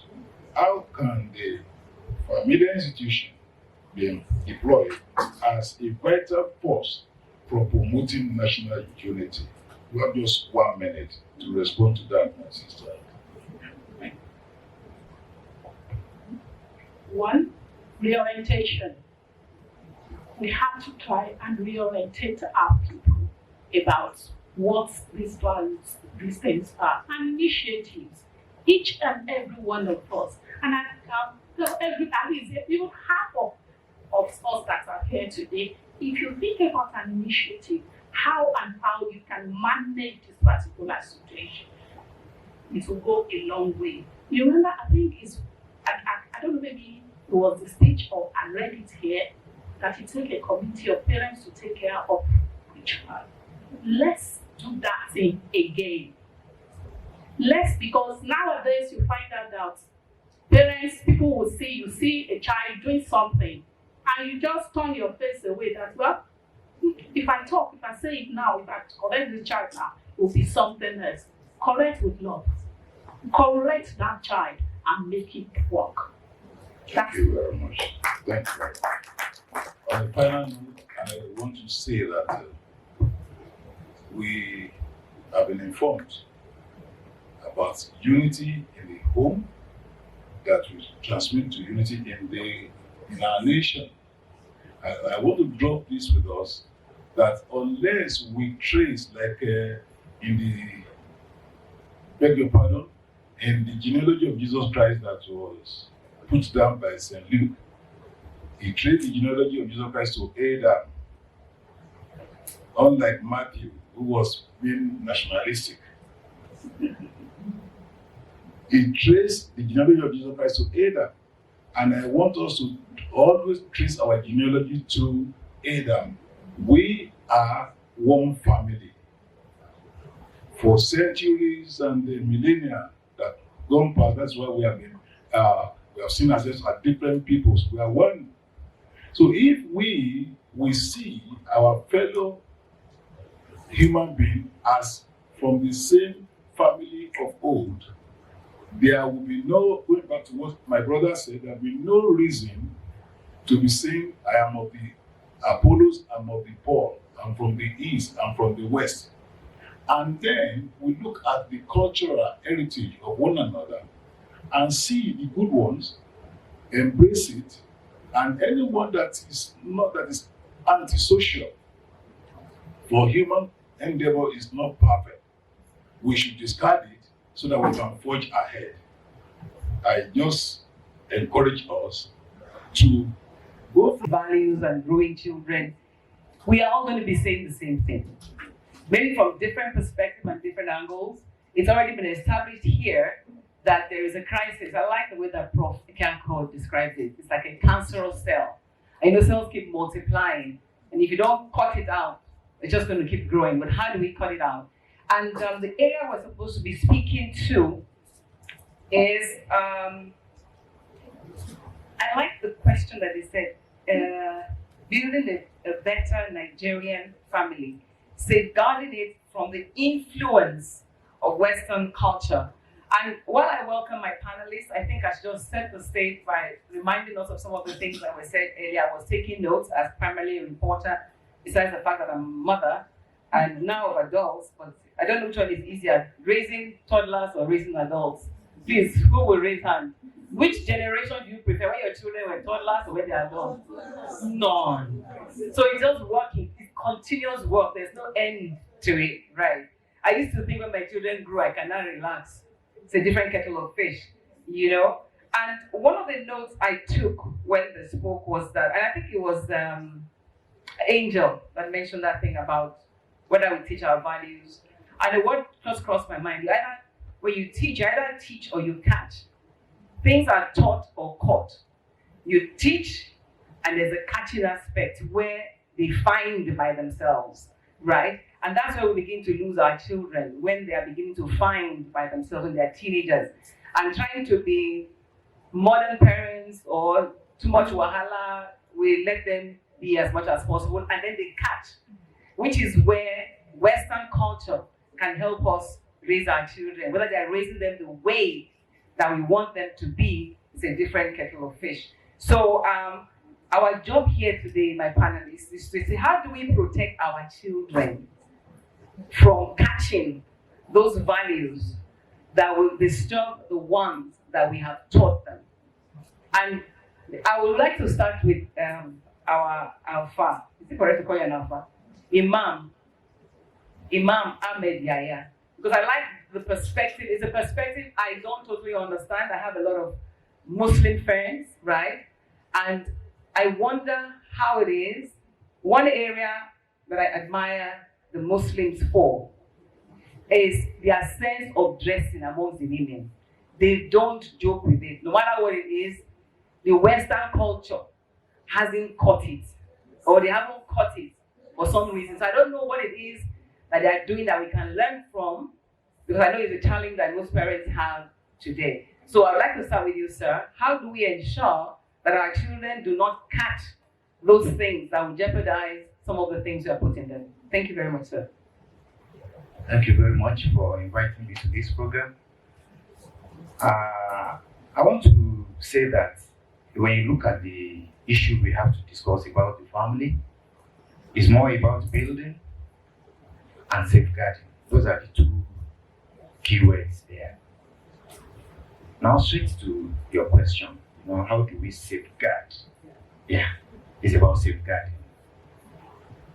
Now, just like I'm a teacher, just like there is a lot of words, good words, speech, and expectations from our children in school to behave and to exhibit good character. It is expected. I have the opportunity of studying in UK, and I also know that it is part of the curriculum that emphasis is laid on behavior. But at home and over there, what I see is just expectation. Because this expectation is not, to a very large extent, is not taught. It's not taught. It's not promoted. In fact, here, we are more charitable in some of our schools. We do something like a moral instruction. We take our children to places where there will be deliberate effort to inculcate certain things into them. So where I'm actually going is that whatever we want to achieve, we have to be deliberate about it. We have to be intentional, and we have to promote it. The same thing applies to issues about family. You want to have a good family, there are foundations, starting from the marriage. Who do you get married to? How do you make your selection? Our Prophet Muhammad said that we marry a woman when you want to start a family, that you look at 4 things. He says you look at the family background. He says you look at the wealth, the economic the class. He says you look at apart from the family, apart from wealth, you look at beauty, and then he says you look at piety. 4. He now says you must consider piety the first. The piety, the faith, believing in God, and things like that, because that is the foundation. So when that foundation is jeopardized, the repercussion, the problem may not surface in the immediate, but it will always reflect in the things we do. Now, when you look at the society, it's a conglomerate of several things. We are living in a world where, especially with globalization and a whole lot of other developments, a lot of people have left their villages, have left their homes, social media is there, and there are a whole lot of influences here and there. So, our home, our family, our children, how do we make sure that all these values that we met from our parents, how do we make sure we transfer it to them? Now, from this pamphlet here, I've also seen that there is an emphasis about work and the family. And when you look at the work and the family, the greatest problem that families have to its survival is work. Is work. Because if raising our children, if it is important, if the survival of our home is important, we have to give some time to it. But in a situation where we spend all our time just on work from morning till late in the night, sometimes on Saturday, then we now have maybe little or no time. The couples have little or no time for themselves. They have little or no time for the children.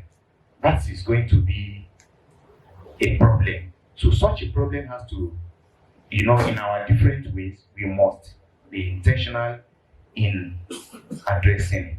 Then who do we associate with? We will come back to other things. Who do we associate with? Who do we associate with? Whose company do we keep? And then our children as well. That can also be a factor. Thank you very much.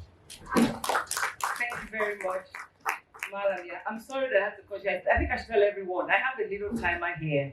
So it being that I didn't tell you I was going to give you 3 minutes each. So I'll just set it for 3 minutes for us to set. Otherwise, we'll all be just going on and on. So be sure that we give our points in those 3 minutes. But I do get it. You speak to safeguarding, but you also speak to the foundation. What kind of people are producing the children that will become adults tomorrow? So it's as important as even in the selection of the spouse that you have. In the world that we have today, I would like you to comment on that, come from that angle. I can see that you are a young couple. Maybe I'm taking it for granted because both of you look very young.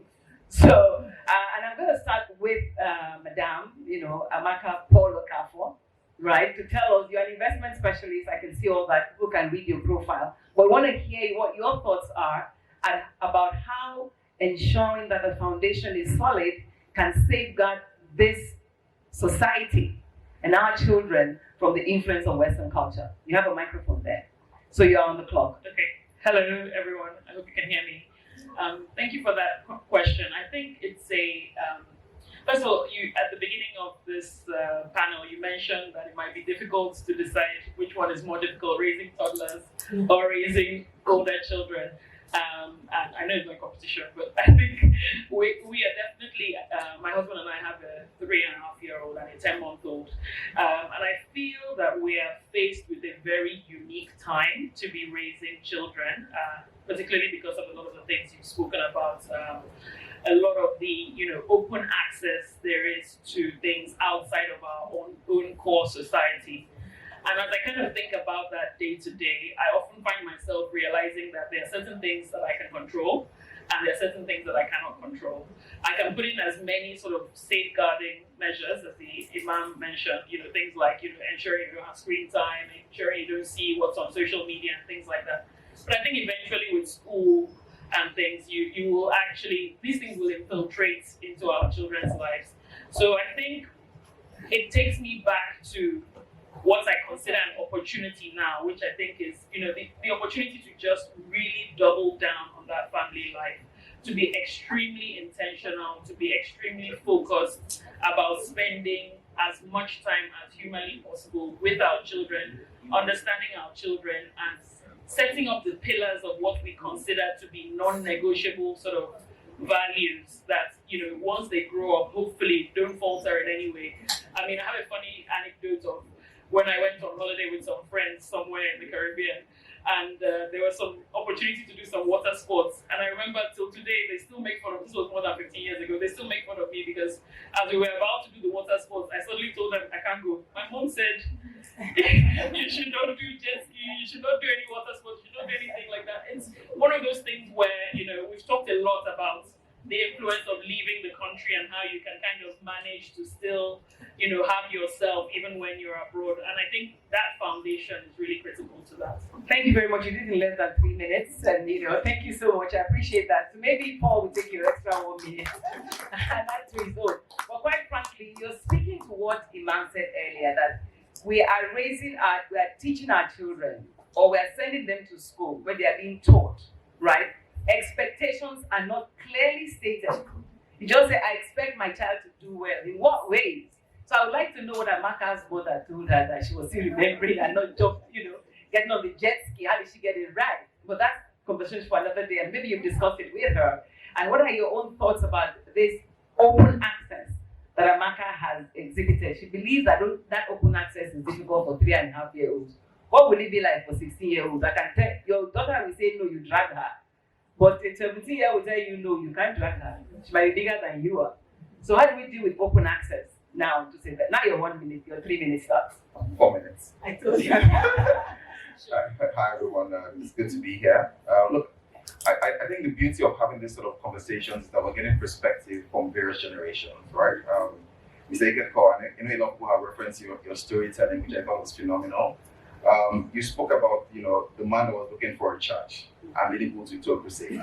And although we're not where you are in really seeing the path to the church, what I will say is that we're seeing a lot of potholes, right? And you know, as we find our way, and I think it goes really well with the question you just asked about, you know, what are my perspective? What's my perspective on, you know, sort of open access? You know, it's funny because this morning my son has a little tab that he uses just on weekends. He has not allowed screen time during the week, and so he came to me this morning before we left the house to say it's not working. And I just realized that my wife had put a timer on when he can use it. On weekends, starts to. So he had to get to 8 or 9 a.m. this morning before the tab allows it to open. So I think absolutely, I didn't even know about it. I didn't know what the password was. So I said I can't help you, be patient, which is something we're teaching him as well. I think absolutely, you know, we need to control, you know, sort of access. You know, I think the Imam said it, in the world we live in today, you know, with frankly, you find both partners in a marriage working really hard, right? It's the nature of, you know, I think, you know, the sort of economics that are driving a lot of countries and nations today, where both parties, and my wife and I in this case, have full-time jobs, right? What measures are you thinking about and putting in place to really safeguard that, right? And, you know, it's easy to give your child a tab or to say, just watch TV while I'm doing something. But it takes intentionality and it's hard work, right? And, you know, there are a lot of more experienced parents here who know that it's hard work. And I think getting back to a place where you understand the roles or your role as a parent and emphasizing that is very important. And we have a, you know, a trusted community of friends. And we talk about, you know, how we parent children. And you find that, you know, we take it for granted because we have a community who thinks like us, our friends. But it's not a given for everyone.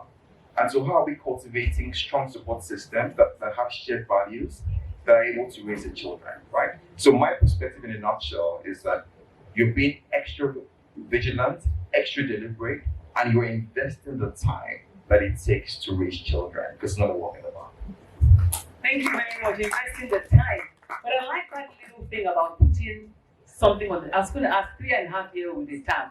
Obviously, you cannot say you won't give that time, because other two people will have it as well. So how do you explain to that child? They gave it to him, and they put a timer on it. Fantastic, good idea. We should learn from you. I know that Imam spoke also about this external support, and Paul has made allusion to that, how it's a community that raises a child. But I don't know whether it was Yinka or one of the last panelists spoke to the idea that while you can correct a child in the past, these days we look, thank God it's not my child. You know, because if you correct, the mother will get on your case, or your father will get on your case. Even in school, we're getting on the case of teachers for correcting our children. So I want a two-track response this time. One, how do you build that community support? And secondly, is Western culture really that bad? Let's go there. Well, let me start with the second question. Because of the time restraint, I may not be able to talk more on the first one about the Western culture. Between 2021 and 2023, I was in UK, at Japan, because I only went for a postgraduate program, and you know, I had in my mind that this is what I was going to do. I was in the midst of people that have made up their mind and that they have. That they won't come back. That they won't come back. In fact, when I completed my program and I was coming, there were a lot of pressures because it was a minority decision, sort of. And my 2 years in UK, and because I was also very fortunate, I was studying education and I had the opportunity to work in some schools. My 20 hours of work, I was using it with an education agency who posted me to schools to work as a teaching assistant. So at least it gave me some insight into how that society works. First thing is that, you see, the Western society is constantly evolving. The culture is not static. There are a whole lot of things that are being done in the past that are very good, that are similar to what we do here. And there are a whole lot of things that are coming up now that are not even acceptable to an average parent over there. So we cannot just, make a blanket statement about the society. But the issue is that it's like the establishment there is focused, sort of, I don't know what is driving them, but I think to a very large extent, most of the policies they are making, they don't support the family. When you look, most of the decisions, though they will try to justify everything that they want to bring to a school. I went with my wife and a child in year 3, and along the line they sent a letter to us that they are going to be teaching the children sex education from the next term. When we got the mail, I went to the school the next day to discuss with them. And all the head teacher did was to just explain to me and tell me that it's a statutory requirement. That means there is nothing I can do about it. That means there's nothing. After I've left, because I follow a whole lot of people on TikTok, after I've left UK in year 2023, there are still a whole lot of things that are brought that are not acceptable to us in our own culture, and even a lot of British people, those things are not acceptable to them. Now let us look at correcting children. Everything that we have to do, we must do it in moderation. Over there, you cannot spank the children. What they want is just for you to just leave them. Whatever they do, we just find a way, but you cannot shout at them. Their own definition, recent, their modern definition of correction is not at par with our own, and this leads a whole lot of families into having issues. In fact, we have the situation where social workers do take children from a number of families. And because I also work in school, I know they have people that are designated in school to look at children. When the children come to school, in primary school, there are a whole lot of questions they ask them. There are even posters. How are you feeling today? Are you all right? Has someone shouted at you? Has someone beaten you? A whole lot of promptings like that. And whatever the child says, they will quickly report to the social service. Or sometimes, maybe because of work, you don't go to pick the child on time, or the child looks unkept. There are a whole lot of things they will be watching you. And sometimes, because we are also foreigners, some of the things that their own people will do and get away with it, we will not. It's like the state is set up in court against us. So when you find yourself in a situation like that, you see that you cannot discipline your child in court like we do at home. If you now have a child in secondary school, because I also worked in some secondary schools, I discovered that in secondary school they just leave the students. Just leave them. All the teachers do is to just enter the classroom and teach. I worked in a classroom one day, and a student successfully disrupted the class by throwing this paper kite in the classroom. He was throwing it. Others were trying to caution him, and in the long run, he couldn't. They asked him to leave. He said he was not going to leave. Later, he left. I went to talk to him. I said, "You have to come back to the class. Behave yourself." He said he doesn't need to learn mathematics. So, but where I'm actually going is that they don't just leave them. Here, there are certain things you will say, this is not acceptable. But in that culture, it's different. So that creates a whole lot of problems. Some of our colleagues that have children in secondary school is even worse. Oh, let me round up. No, sir, while you're rounding up, let me just say it this way. You can just round up and say your final statement. It's all right. So the final statement is that if you find yourself in the West, you have to be very, very vigilant. You have to do an extra work so that you will not lose the child in body or in spirit. If you have anyone there, and you can always pity them because we work more there. Most of the work is paid in hours. So the temptation to do more hours is there. Have time to spend with the children. Thank you. Thank you very much, sir. Next time, I'm going to ask that, IWFI give more time, right? To take a break and have more time to do this.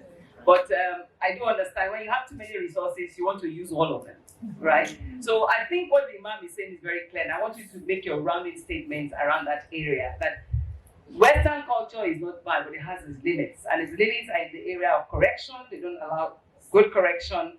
And also this ability to let children just be. I'm sure you guys have experienced a little bit of that kind of culture as well. You grew up in that, now you're raising kids. So your final word is safeguarding, what would it be? Paul and Amaka. Who goes first? Paul and Amaka. Look, I think, with everything in life, you weigh out the pros and the cons, right? And to your point around, the benefits or not of Western culture, I think there are pros and cons to that, right? I think, depending on your personal point of view, you may feel the cons or the pros outweigh the cons. What I will say is, from my perspective, one thing that I like about the Western culture in terms of a pro is how the ability to allow children voice out their opinion, what's really on their mind. And I think raising children in today's world is very important because it gives you insights to how they're thinking. Now, where I think absolutely it's completely off when it comes to the Western culture is around correction. You have to have boundaries, and you must set them from day one, and your children must be clear with you. I tell my wife a lot of times, I say that, we're not their friends, right? It's parenting. They must understand boundaries, right from wrong, from a very early stage, so that my wife and I are able to enjoy our old age when they're much older. My dad, used to say something years ago. He said, look, a lot of time people say that, for women, labor is the most painful, a process you can go through. But, labor there's joy after labor when the child comes. If you raise bad children, the pain never stops. And so the pain is continuous. And so it's important that as parents, you continue to inculcate the right values from early on. It's difficult, but you must. Thank you.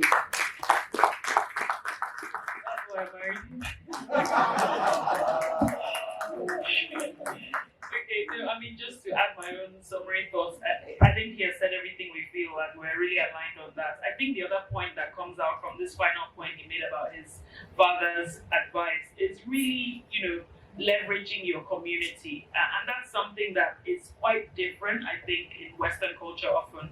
So quite often in the Western world, people tend to have very singular and individual lives, and this African spirit of the community where in the context of the specific subject I have been given, what do I say? Now, I was further confused, having listened to everybody, and being the consultant that I am. I came with my laptop, and when we were here, I was busy making amendments to my slides to see the gaps where I'm going to sit in. So, my slide hasn't changed, but it has moved from 15 slides to 21 slides now. And in trying to attend to the topic I've been given, I have three broad themes that I'll be talking about. One, I'll be talking about family. And I think it's important to set the context of what, so that you and I understand each other and what we mean by family. We all know that today the concept of family has changed drastically, especially as our culture or our way of being in Nigeria today, and I dare say in the third world, is heavily influenced by the things that are coming from the Western culture. Not just the concerted push to drive Western ideas, but even more so, we have two very intrusive, most times not well noticed members of our families that are really shaping how we behave. One, the television, and I call it the news media, and more importantly, this tiny thing that we call the cell phone. the smartphone really, and the access it gives you to all sorts of ideology. So I'll start by talking about what we both mean by family. That's one. Then secondly, because again we're talking, and if you really think about it, ultimately, when we talk about preparing or building a nation, okay, building resilient individuals, resilient agents in our societies of today, you find as ably represented by our first speaker, it all begins with the family. And the foundations you lay as to when the family is formed and what you then impart becomes key. So it's clear to me that we all need to understand what is education and how the family's role in education comes about. So that's the second broad theme I'll be talking about. And then the last one, really, I had to do a lot of research to come up with these slides. And then something came up that I thought I would like to share. So I'll leave it as my last thought, and it will show up on the slide as my last thought. So moving, the family. Now, I think this is one of the oldest institutions that we can ever think about, and it exists in all the various cultures and societies that are our world today. We all know what a family is. It is indeed universal. And over the centuries, many ideologies on how societies function have come and gone. They have one way or the other disintegrated, but one of the things that still endures is family. And you find that family has taken serious importance, whether from an economic standpoint or whether it's simply from handing over from one generation to the next what matters to us as a people. The family has always been central to it. And my very serious postulation here today is there is indeed a direct correlation between the family well-being and that of the nation. I remember in those days when I was in university and we used to take economic courses, and then a friend of mine asked me, why the demarcation between microeconomics and the macroeconomics? And in a very simple way, I told them, see, the macro is simply a series of micros. So, and I would say that when you talk about macro, they will tell you 5 years, right? Or more. But micro, you are talking about the individuals or the 1 year. Well, your 5 years is a series of 1 year, right? In the same analogy, our nation, and you find it even more pronounced if you go to Europe, where you have nations that evolved from a common progenitor and therefore speak one common language. So you talk about the English nation, for instance, the Danes. They're minorities, but largely they all evolved from a family that then grew into a nation like the family. Quite different from what we have here in Nigeria. But the key thing is that if the families are okay, then the nation will be okay. Now, I found this quotation very interesting, or something that attributed to Pope Francis, an interview he had with the Archdiocese of Rio. This was in July 27, 2013. And he goes that the family is important. In fact, it is necessary for the survival of humanity. Without the family, the cultural survival of the human race would be at risk. The family, whether we like it or not, is indeed the foundation. So this is just a bit to support what I said earlier. If the family is okay, the nation will be okay. But just for us to be clear, what I mean by family, and so that I don't offend sensibilities in some of the things I'll say going forward. My view of the family is simply the traditional sense of family. I know we live in a world today where everybody is supposed to be not rigid, should be accepting of certain things, and therefore we often hear modern family.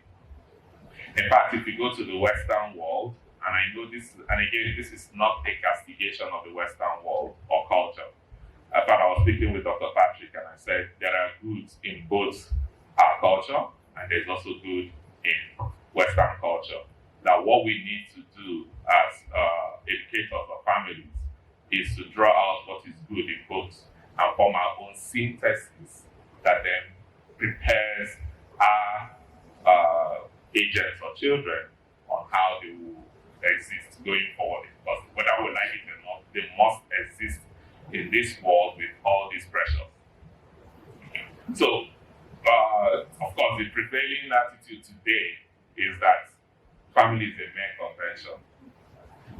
You find it very common in the Western world with United States at the forefront. Okay? And because it's a mere convention, it's subject to redefinition. And the same attitude to marriage, you find there's a redefinition of what marriage is, different from the traditional view we have. Okay. Now, if you say that marriage is a mere convention, therefore not marriage, family is a mere convention, therefore has no natural state or structure, okay? It then makes it a human invention that people can interpret the way they want.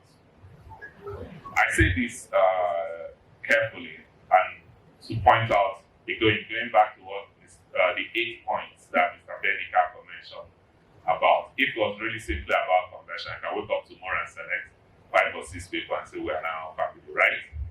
But that rigor going through those 8 processes of establishing a solid foundation for the family pre-suggests that this our view of what a family is across the traditional view. Now, the family is indeed a natural society, which means its existence and its structure is given by the Creator and exists in the very fabric of creation. And it is in the family that individuals, both adults and child, sometimes when we talk about family, we think it's about only educating the children, but even we, the parents, get educated in the course of educating our children. It is in that sense that these children, or the individuals, or the agents within that, are educated, nurtured, and become the economic agents that they are indeed will be making decisions, economic-wise, political, that will shape what our future, our nation will be. Now, man is not really himself, and this is just a another quotation to support the postulation that it is in the family that we have nurtured and become who we are. Man is not really himself, however, except within the framework of society. And there, the family plays the basic and most important role. Here's a quotation from Pope Paul VI in his encyclical Populorum Progressio. Now, this goes to the heart of my next set of presentation. What then you ask yourself is really the role of the family. Okay? I think I like the word, which is why I put it in inverted commas on my slide, helping. The family is the first helping society. Most of us will agree that the family is and again, I'm speaking of a traditional functional family, not the dysfunctional families that exist. The family is the one place where we are accepted for who we are. It's the one place where you can be yourself, whether as an adult or a child, okay? And therefore, although I mentioned the point of subsidiarity, I'll expand a bit more when I get to what I thought, what should the state's role be? Okay? But I'd like to say that subsidiarity is not merely about solving problems, but providing proactive formation and education of persons. So the reality is that the principle of subsidiarity, at its most simple, says that in the hierarchy of duties to be performed, okay, if you take education for instance, that responsibility should be left to the level in the hierarchy of who does what, that has the most immediate or the most ability to execute that. So the decisions as to how a child should be educated, the principle of subsidiarity says should be left to the family and to the parents. The state, the nation has roles, but ultimately, and when we get to what we mean by education, then understand why that role is best exercised or set at the level of the family. Education of persons means helping each person discover the importance, one, of being concerned about others. So education is not simply about passing knowledge, teaching each one to form relationships that are truly human and overcoming the fear of commitment. Education comes from two key Latin words, okay? One, educere, and the other one, educare, right? Educare simply means when you educate people, you educate them for life. You're providing them values that lead to full development of the person. While educare is simply action of extracting from a person the best that one can give. And I think the best analogy I can give on this is a sculptor, I can't remember which one, but the famous sculptor who made beautiful statues was asked, how do you come up with this concept and bring them to life from a block of wood? And he goes that beauty of form you see already exists in that block of wood. My job as a sculptor was simply to chip out things that are not necessary so as to bring forth from what and see from the person that version of himself. And that primarily is the essence of education, in my view. It's not, today we think education is about getting children to the best schools and giving them heaps of knowledge is passed on to them and then they graduate on top. No, education goes beyond that. You educate for life, and in that process of educating for life, you help that child, in the words of Charles, to become the very best version of himself.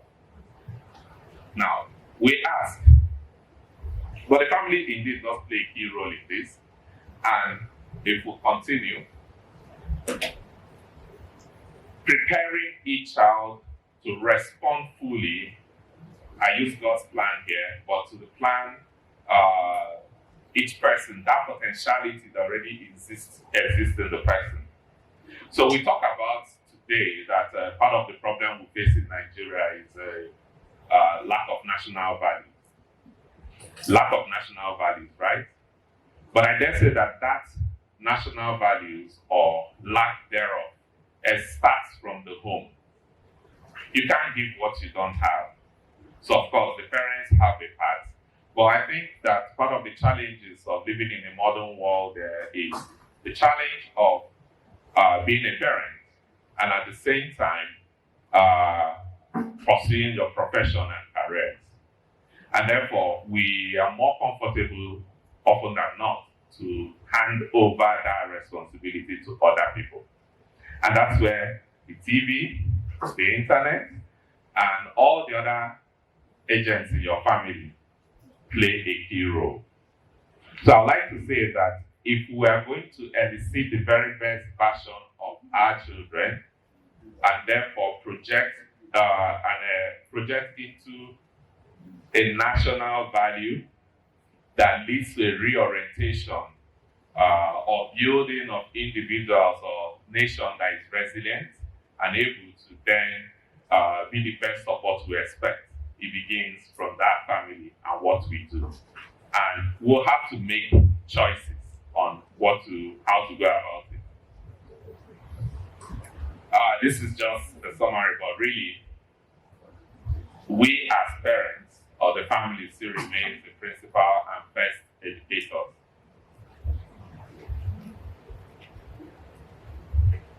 So the family indeed is the first teacher, okay?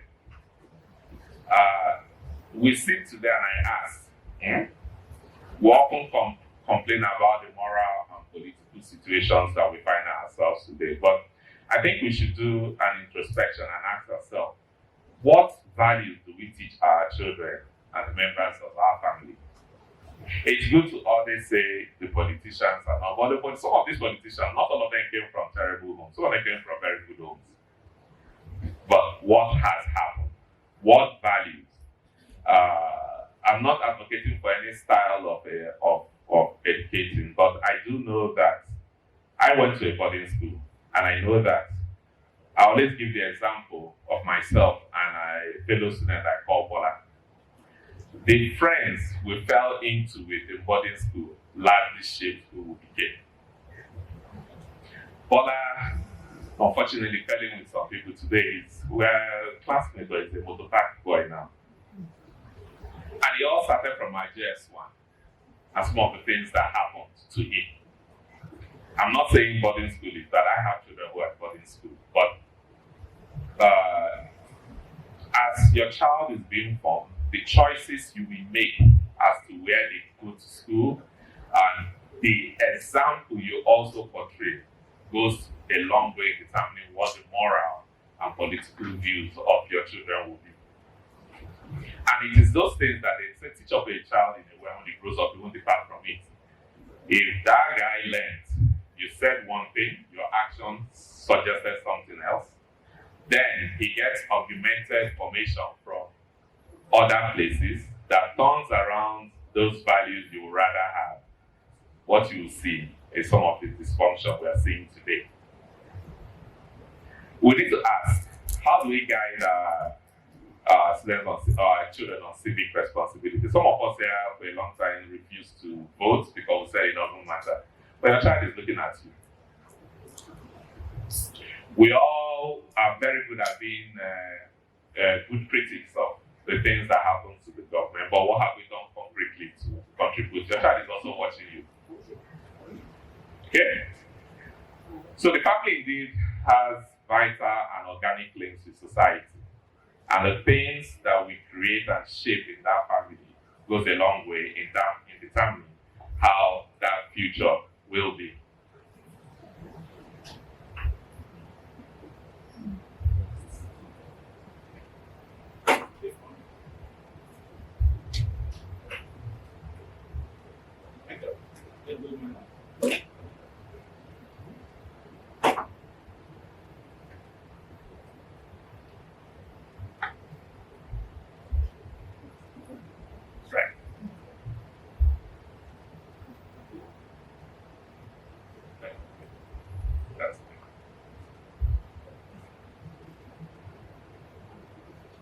So that I have 50 minutes, so I'm going to rush. 5 minutes, 10 minutes ago. All right. So it's fine. I'm going to rush through a few things. I think a lot of these things have already been repeated. I'm not going to go through them, but I just wanted to focus on this.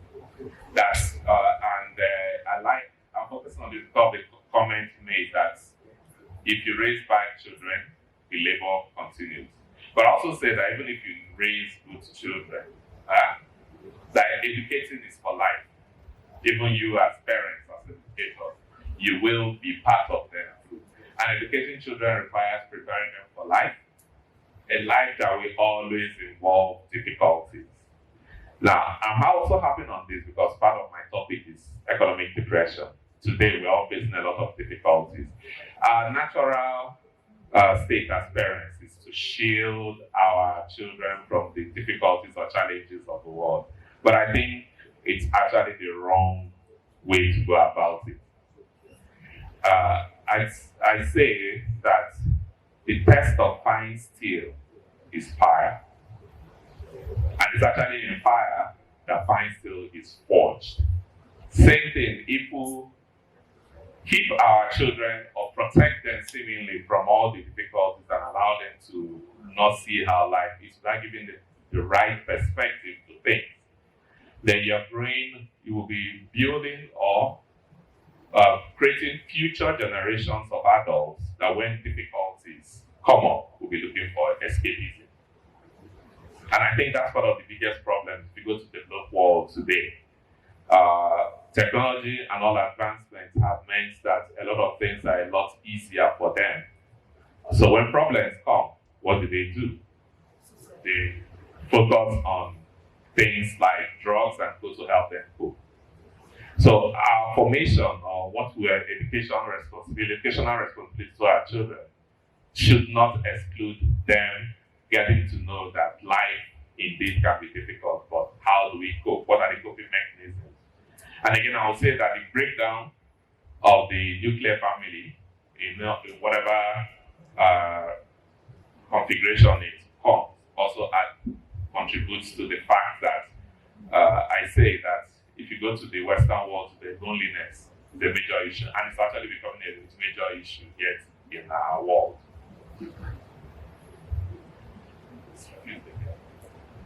Okay, so I think for us, one of the things I want to have on here, and I'll just move to my last thought, is that the state has a role, but I think the state's role is to provide an enabling environment to help families foster and lead that responsibility of educating to families.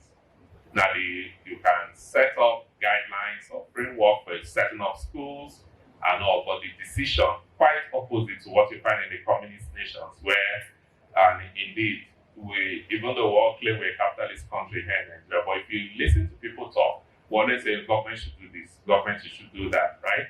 The government has a role to provide the framework, but the schools, the decision on schools on how this should be left to the, and I think they should respect the principle of subsidiarity and truly allow freedom of education. Educating in values and educating for life. Now,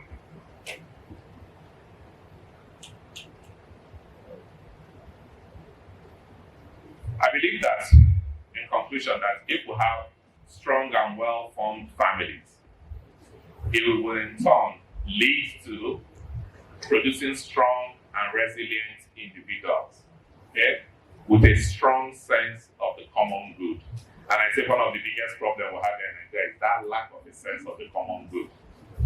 This will enable the members to thrive in good as well as in bad times, resulting in sustainable communities, societies, and countries. And I go to the last thought I wanted to mention. In the course of going through my, trying to read up and get literature to come up with this, I came across something from a book. Unfortunately, it's not showing here, but it tells me that data, we're talking about economic, and I'm bringing this because one of a key word in my presentation is economic development, right? Data strongly suggests that supporting families actually supports the economy. It helps to fill jobs today, and it helps prepare children for the workplace of tomorrow. And the 3 slides I'll follow are simply from the United States, with a study that was carried out in 2010 in the United States. One, it says that, and some of us here who read economics, you heard of the paradox of thrift. Now, the paradox of thrift or paradox of savings is that if you're in a depression, okay, Lord Maynard Keynes will tell you, in the morning, pay people to dig a hole, and in the evening, pay people to fill that hole. That's the government, and then you spend your way out of a depression or a regression. So it's simple if you think about it. Families, economies, or communities where you have family, schools need to be provided, food and all.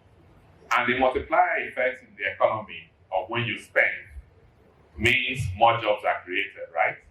And therefore, indeed, policies that support or foster families with children will necessarily should result in vibrant local economies, simple development economies. And like I said, these are statistics to support that came growth in those communities.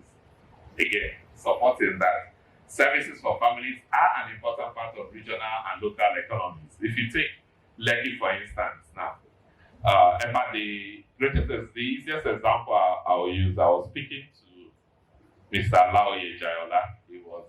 He lives in Apapa, and he was the immediate Director General of the Nigerian Economic Summit Group. He made a comment that Apapa is declining. And I said, oh yes, everybody knows that the traffic there is making everybody run away. He said, no, that Apapa is the home of grandparents. Because it's the home of grandparents. And I sat and I thought about it. At a point, Corona Corona School Bagada was thinking of closing. Sorry, Corona School in Apapa was thinking of closing down. There are no kids anymore to go to that school there. They realize, so that illustrates the same thing. The families where you have children, their communities tend to regenerate and thrive from an economic standpoint. And then my last point,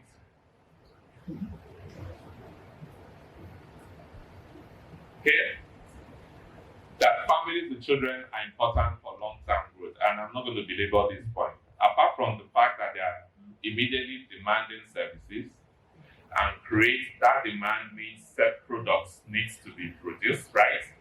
It is those children that will form the bedrock of the future workplace and other things. So it's also important that then development economics and the politicians indeed think about policies that help and foster family development, because ultimately it works for good economic development. So I'll stop at this stage and take any comments.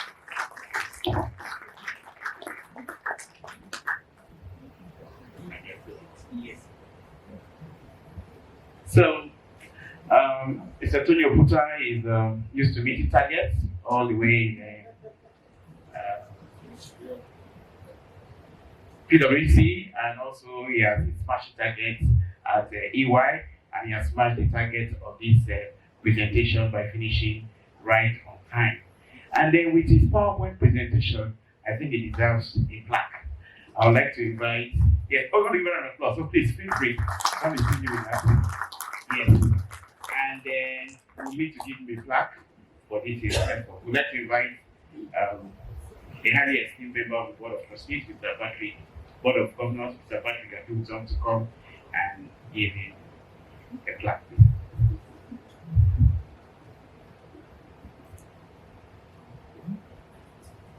We'll take questions after the panel on this, so that the questions will be robust.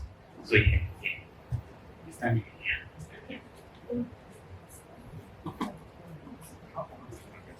You can do your presentation slides.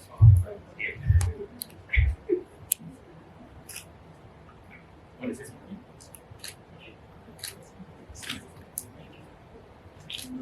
My next door neighbor. Just here.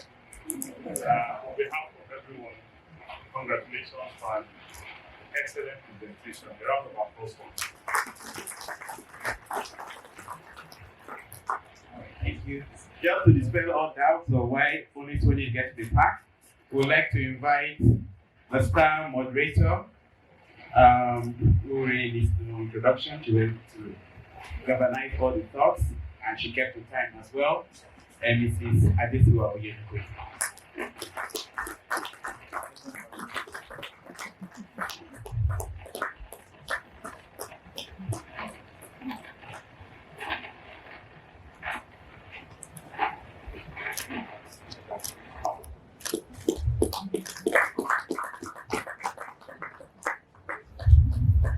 All right, and then to the other moderator that also did a very excellent job, able to synthesize the genealogy, right? And we're all from Adam. Adam, I learned that way to pronounce Adam. It's going as Adam. All right, so we'd like to invite Pastor Josiah Bolariwa, PhD, yes, to come and let me correct the pronunciation. You can answer.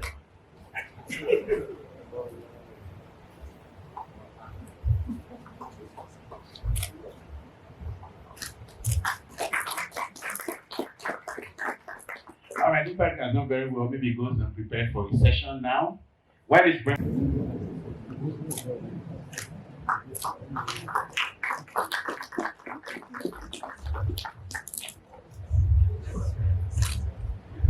All right, great. Not for economic reasons, but we're presenting one speaker that we're presenting one plaque to these two panelists, but just because God has joined together, they're the MC. Not come and put that on that because of giving them separate plans. So on that note, we'd like to invite Barrister Mrs. Kingsley and Angela Ikwe to come and legally, officially. Yes, they are lawyers. So just to put it to them that they are what it is. Yeah, all right.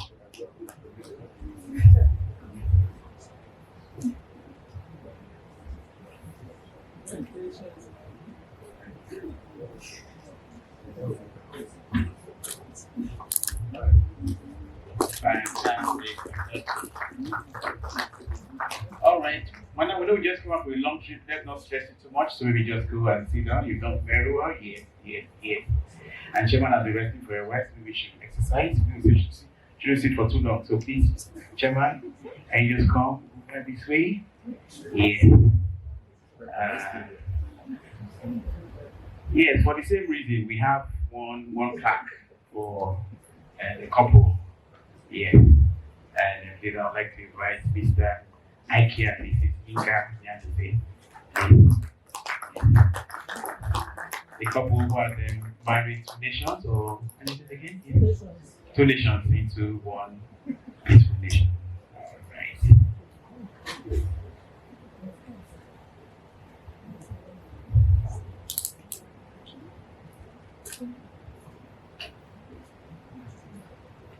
Clear the eye. Okay. Oh, you came with your bag to collect a plaque. That's good. It's called being prepared. Yeah. All those that go to reception and don't carry bags to carry food home, they are not very good family people. So.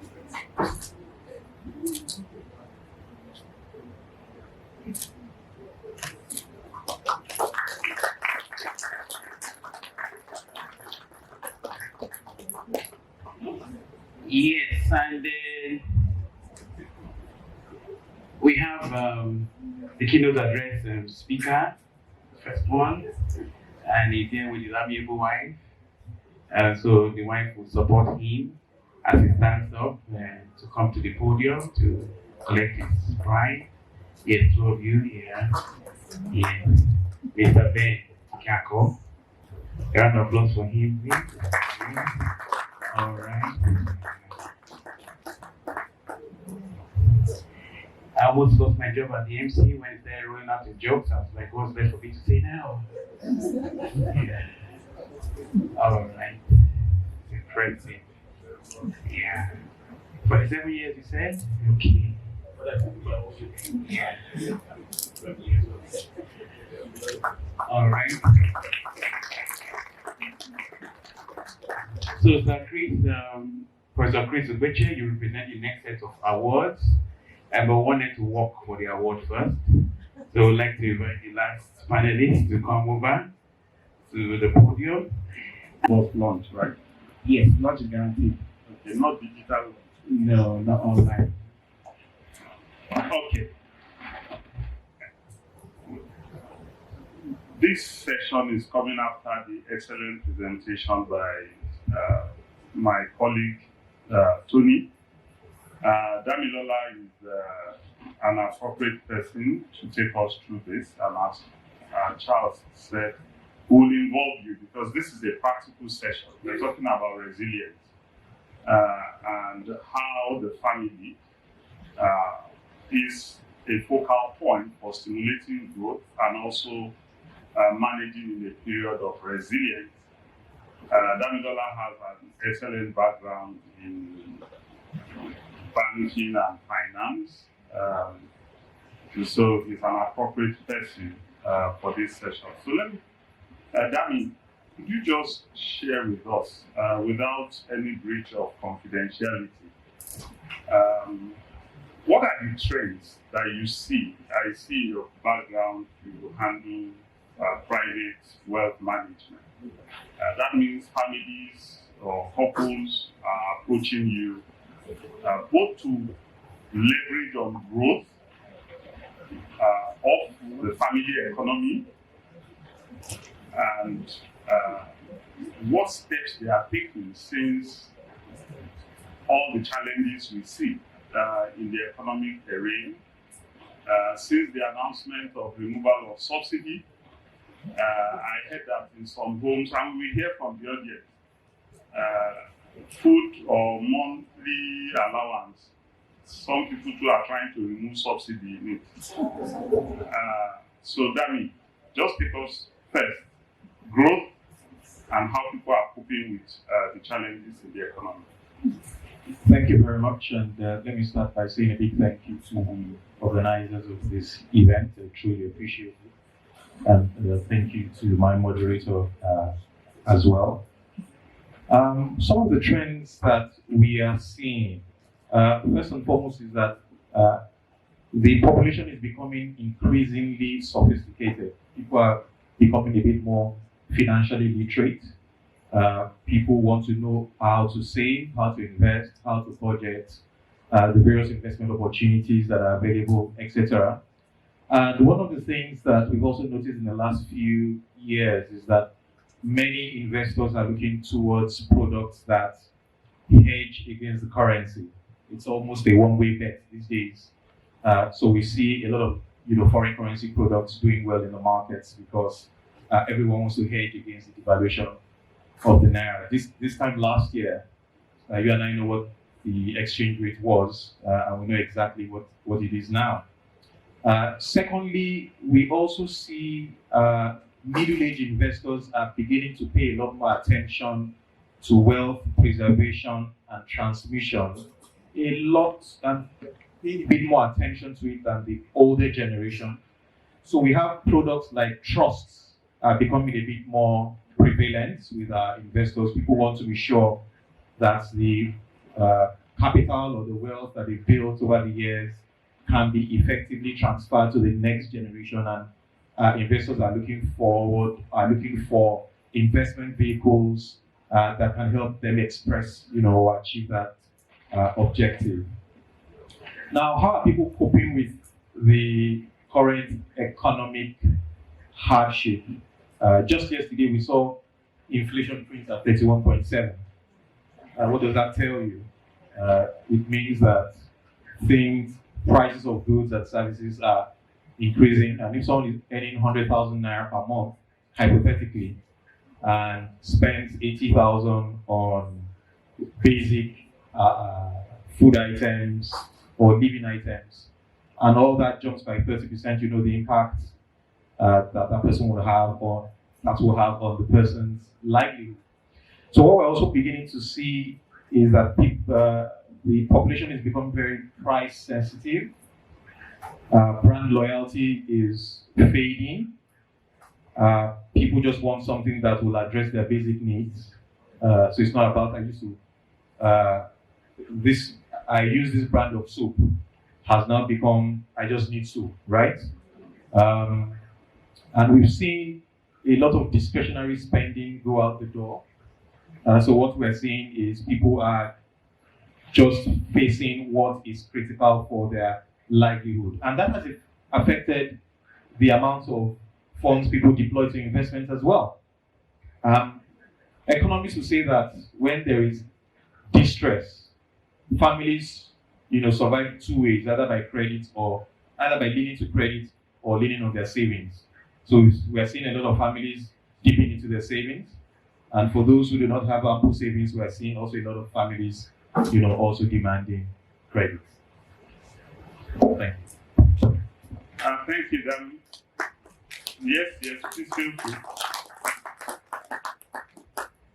Okay, so let's come to the practical tips.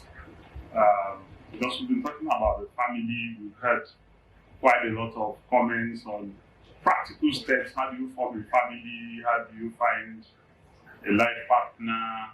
What are the challenges after? So let's bring it to day-to-day reality. And perhaps here, I would also invite members of the audience. I can see my brothers, Angel Ekwen. She can give us some tips. Auntie Gloria can give us some tips. And anybody from the audience. So let's look at a monthly budget for the family in terms of resilience. What are the practical tips? Okay, you have to pay school fees, you have to eat, you have to pay rent, So where are the changes happening and what are tips? I can see a hand up there. Yes. Just give us your name and I can tell you mine very quickly. I'm privileged to have, and it's big privilege, a little lawn by my house. So I call it lawn. My wife has changed it to garden. So I see tomatoes, I see ugu, because I've always, every year I say we hear, and I don't know what the experience of other men are. I'm only 30 years in marriage, this far. I hear when tomato price goes up. I don't get to hear that the price has come down. So now, when I came and said, fuel cost has gone up, exchange rate has gone up, my lawn became a garden very quickly. Yes, please go ahead. Yes, and in 30 seconds. Let's not think. No problem. Good afternoon, everyone. My name is Angela Da Silva. I work with Women's Work. Incidentally, just before we started the whole thing, I was telling the caterer, and it's something that I'm advocating with a lot of my friends. A lot of us have a community, a network of friends. For those who have children, start to shop in bulk. Come together, get your needs together. Take it in turns. One person goes after the other. So everyone gets to have a share of what goes on in the market. Purchase those things in bulk and share. There's no shame. Because what is happening now is that a lot of the retailers are pricing in future costs for the items. So when you purchase one by one, you are buying at a very expensive rate. But if you go into the market and shop in bulk, I can tell you get it at almost 20% off. So get together, form groups, shop together, and then share amongst yourselves. Thank you. Thank you very much. Yes, any other tip here? Anything to do with the timing of when you buy things? Yes, there's one hand up there. Yes. Okay, so 30 seconds. I'm taking 2 from it, so 28 seconds. Good afternoon, everybody. With regards to timing, I've also found out that shopping some particular days are cheaper here in Lagos. So if I want to shop for food stuff, I do Monday, Tuesday. I do not do Thursday, Friday, because that's when those that are shopping for wedding and parties go shopping. So you can buy Monday, Tuesday. When you go to my 12, you can get a lot of things cheaper because they didn't do much sales on Sunday. And even Saturday, they wait for people. It's more expensive Saturday because they believe a lot of civil servants that don't know how to price. How much? 1,200. Do you sell 1,100 naira? That's fine. So, but if you come Monday, that same thing that is 1,200, you can get it 800. Thank you. Exactly. The mic there is. Yes, the mic is coming to you. Thank you, Charles. What I would like to share is, I just came back last week. So it's like jumping from wherever into a very hot part. And it goes a long way to define how you are going to respond to it. What I have done so far is that after going to the market to shop, after shopping, I saw the difference between what I am paying now and what I paid, about 6-7 months ago. So there's no comparison. So what I had to do, starting with, was to get all my children, my grandchildren that are living with me, first of all, to reorient everyone about the changes. And because we need each other to survive in this, particular period. So what did we do? Okay, we used to do this and we used to eat this. When we do eat this, we don't want leftovers. So whoever, somebody was, is put in ensuring, measuring what is required, not what is wanted.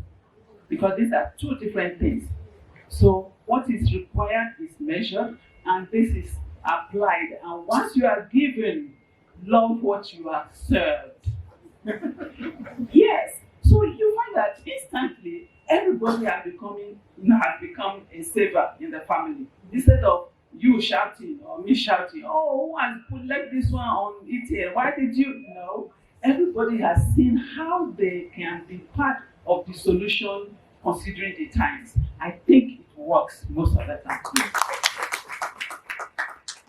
Wow. Excellent. That lady at the back, I'm glad to show that she has something. We're on this resilience journey together. No, 10 seconds, please. Good afternoon, everyone. My name is Brenda Onaworo. I'm a mother of 4, and I have a household of 10. Yes. So this is a big deal for us. What I have personally done is to buy Nigerian to grow the naira. So I was one of those people that I cannot stand Nigerian rice. I've always used foreign rice. I don't care how much it is. I'm like, please, I cannot come and die. But last Christmas, somebody gifted me a bag of Nigerian rice. I actually didn't notice it was Nigerian rice because I had rice at home. So I used that one very generously during Christmas, giving everybody. And the next thing, my girl opened the shop, like, what's wrong with that rice? I found out it was Nigerian rice. And I said, okay, I have a whole bag of it, I can't throw it away. I have a family of 10, so I can't throw it away. And we decided to eat the rice. And today we're enjoying the rice. Actually, I'm going to look at the name, I'm going to buy the rice next time. So we don't eat any foreign cereals, we make our own pap from scratch. I buy millets from my 12th market, and we make our milk. If you are my house help, if you cannot make pap, you can't work with me, sorry. It's a condition. So those are the things we do. I buy things from my 12th, I know about that Monday, Tuesday shopping, and that's what we do. So even as we're living in Lekki, we're not spending Lekki prices, we're buying from my 12th. Thank you. I mean, just to relate to that, for those of us who in the past were used to label tailors. Okay, I trained in Tony Okuta's firm as a chartered accountant. And I had an auntie, she would say, if you want to get good suit, go to a Dowudi tailor somewhere in Yaba. So I talk of home influence. So I grew used to knowing which label or who. So when I went to ask to sew kaftan about 2 years ago, the price is anyway after the fuel subsidy. I now have 2 young undergraduates who do good tailoring. And I can tell you, it's very economical. And I can see myself contributing to somebody's education. So it's not only, which I fully agree, buy Nigerian, it's also engage Nigerians at the grassroots. Thank you very much. So let me come back to Dami.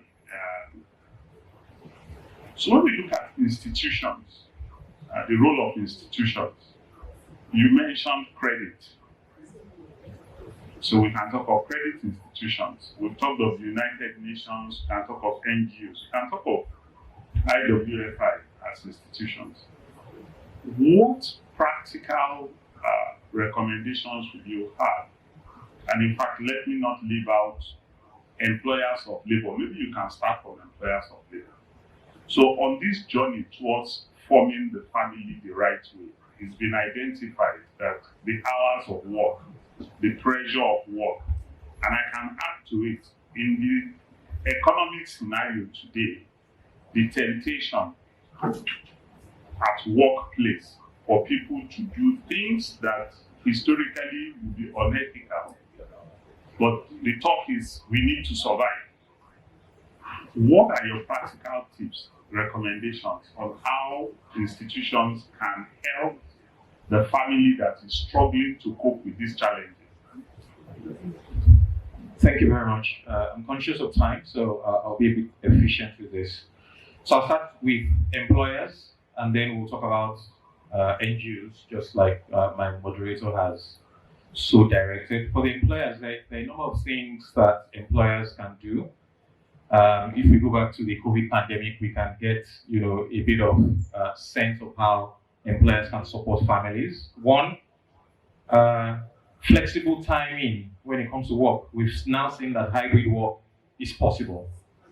Number two, not just flexible timing, family-friendly policies, granting leave, or anything an organization can do to ensure there's work-life balance, the kind of policies that you have in your organization. Thirdly, employee assistance programs. It will shock you to believe that many employees now require some form of counseling or therapy, and many organizations are coming up with structures to address this. Organizations can also do some philanthropy, so it's not just aiding families through your employees. Organizations can also go out and do some community engagement to give back to the society and help other families. Training and capacity building. We are told that you are paid for the value you bring to the marketplace. So how to increase your value is to upskill yourself. So employers can help their employees to be upskilled. Something I've seen from my own experience is childcare. And mothers in the room can relate to this. Make sure that there's childcare support. Childcare is very expensive. So we see more and more organizations looking towards, having a small creche, within the organization to ensure that, childcare costs are reduced. So that's for employers of labor. Now for organizations like the Institute of Work and Family Integration, one, policy influence and advocacy. You guys are experts in that. Please continue to push policymakers to ensure that the right policies that are family friendly are made. Our Imam told us that, in the environment that he was in, the policies that were being rolled out were not family friendly, but organizations like IWFI can help with family friendly policies. Number two, social safety nets.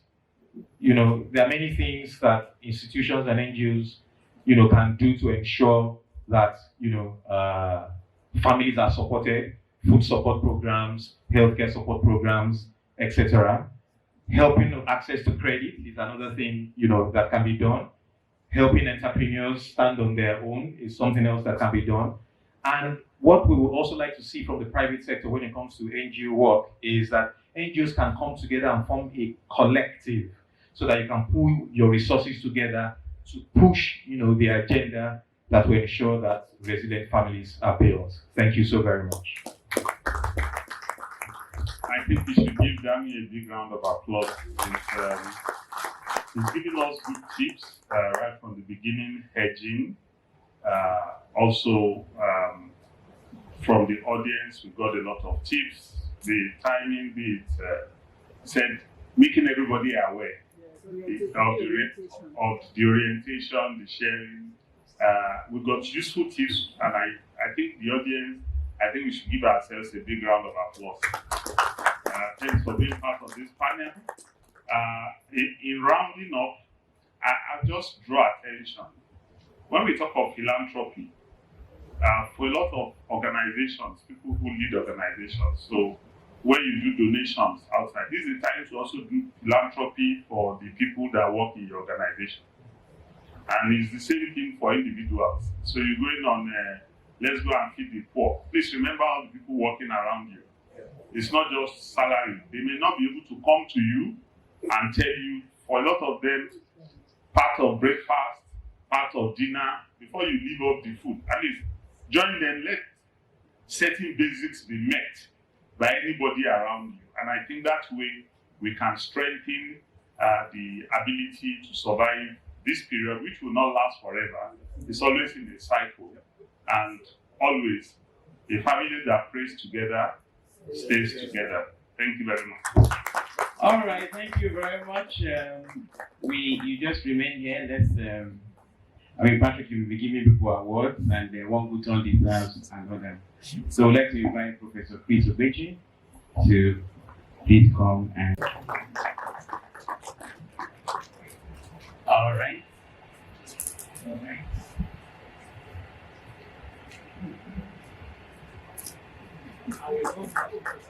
You see that? Yes. All right. So remember for group photograph? Yes, I would like to invite Tony Okuta. Yes, please come here. And of course, unveiling. We're going to be talking about the story, the selfless candle. We're going to be talking about certain people that are featured. They need to move slowly, easy. And madam, slowly, yes, slowly. Slowly. Who are these Dorime ladies now? I don't know how they are doing this. Yeah. Yes. Good, easy. Yes. Thank you. You can be the chairman of this location. You can come and sit here. Hey, round of applause. Nice one. I saw your name in the book. I saw your name. You can sit down here. Yes. Whose other name did I see in this book? Not even inside though. Outside the book, I see one name here. Chineme is around. Chineme. Yes. You have your friends and well-wishers there. Wait. Friends and well-wishers of Chineme. You want to accompany him? Friends and well-wishers. He's going to distribute a bag of rice soon. Friends and well-wishers. Your friends and well-wishers have all gone to Canada. That shows you an international figure. Yes. And sit down. Yes. All sit carry equal marks. Yes. All right. I also saw another name on the book. Yes. Chidi is here. Chidi is there. Friends and well-wishers, can you accompany him? Friends and well-wishers. At least the neighbors to Chidi. Neighbors, please accompany him. Neighbors. Your neighbor say you only use your generator, so whether you will below. All right. And I think during the book I also saw one name here, and then Martha and some mama, and she was introduced as the mother of a professor. Is also a professor.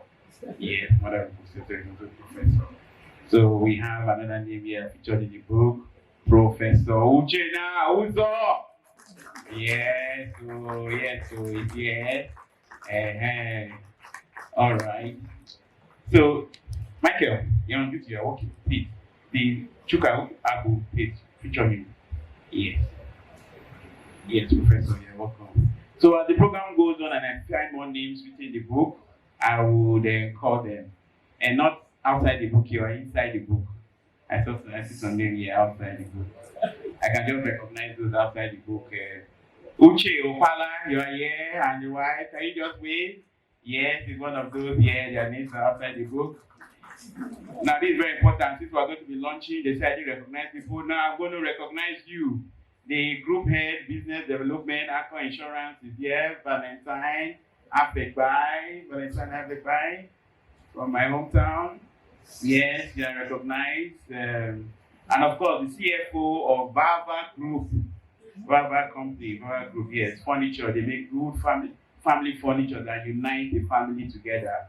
Bava Group Furniture. Olusegun Alimasheun, yes, this Canada thing is affecting me. Can you just wave? All right. He said I didn't recognize you. All right. So we have my most senior colleague here, a senior pharmacist. Pharmacists we respect our seniors, but he's also the president, #1 citizen of VGC Property Owners and Residents Association, VGC Forum. Talking about Mr. Ben Onyeze. Mr. Ben Onyeze, can you just wait? Yes. And of course, on prestigious Lagos Business School, we are all alumni, so he's our head of the director of the alumni relations, Mr. Henry Ando. Mr. Henry Ando, can you wave? With his gray hair, a lot of wisdom. Uche Ato is passing at the back. He's trying to negotiate because he's the expert in negotiation. And Dr. Uche Ato is also here present. Very lovely, very lovely. And that fever, you already recognize yourself, and all speakers have recognized. Now you can also recognize yourself by coming and launch the book. So we're going to have a few persons talk about the book. First is a son. Let's start with a son. Yes, a son. I think that's not enough. He also had a doctor too to add to the son. So he's here with his lovely wife with the family program. So you're going to unmute and hear Dr. Chuka Agbu, SAN, and just say endorse the book. Are you ready, sir? Sir Chuka, are you hearing me? Is your turn? Yes. Okay, yes.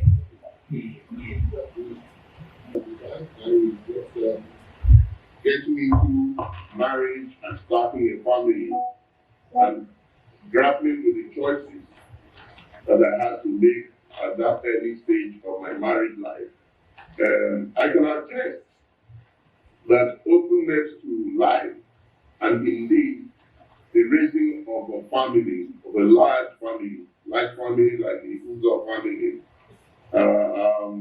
these are choices that have divine assistance. Mary and I have 9 children today, 9 adult children. Most of them have gone their various ways in their own life and their home.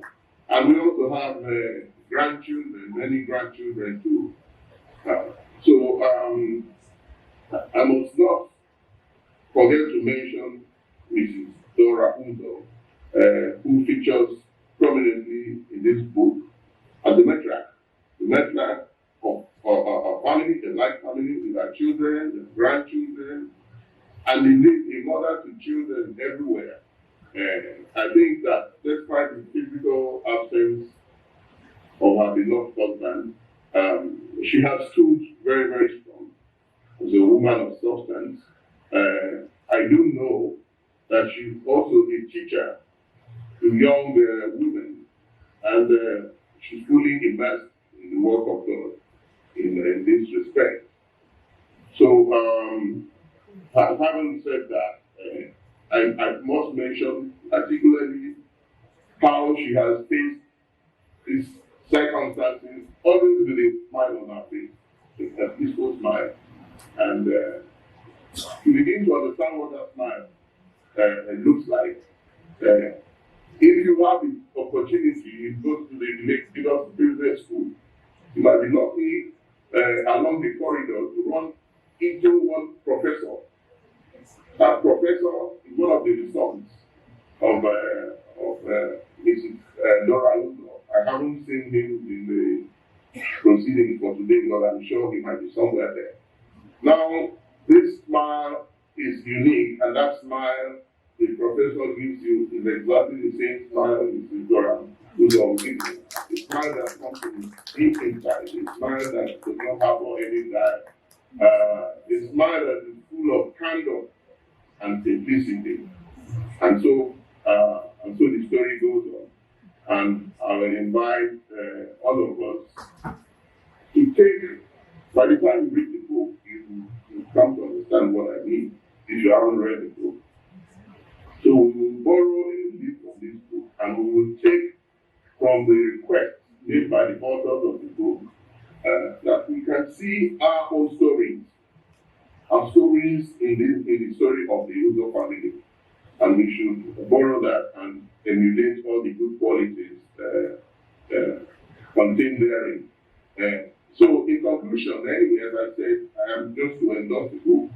I unequivocally endorse this book, and I say that this is a true story of corresponding to God's will by showing faithfulness to God. Through this faithfulness we show to God, we then may lead others and transmit that love to others, so that they too may rejoice in meeting God. And I will then say that we pray for families everywhere in the world. Our prayer, we offer prayers for family and families wherever they may be, particularly the Uzo family. And we also pray for the repose of the soul of the hero of this book and all the saintly qualities that he displayed whilst he was here with us. And of course, we pray for the souls of all the faithful departed, and so that through the mercy of God, they may rest in peace. Amen. Amen. So, Chuka, where are you speaking from? What country? Not Ikoyi, I'm sure. Yeah, what country are you speaking from? Can you unmute that mic? Yeah, can you hear me? Yes, I can hear you. Okay, what country are you joining from? I can hear you now. I can hear you now. I can hear you now. Yeah, so what country are you joining from?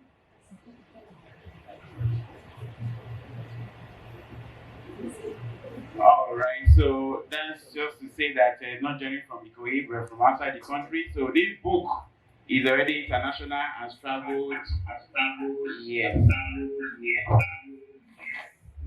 over the seas, and is now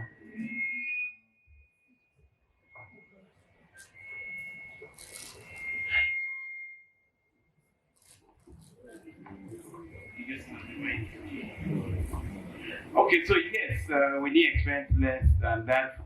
The doctor as well as a son. But since he's speaking from outside the country, I was expecting some dollar or naira sign, dollar or pound sign. That's what I was trying to rope him into. But somehow technology was working against me. So he had endorsed the book, anything on fully. Just wanted to just put some naira sign in front of all that, or some dollar sign in front of all that.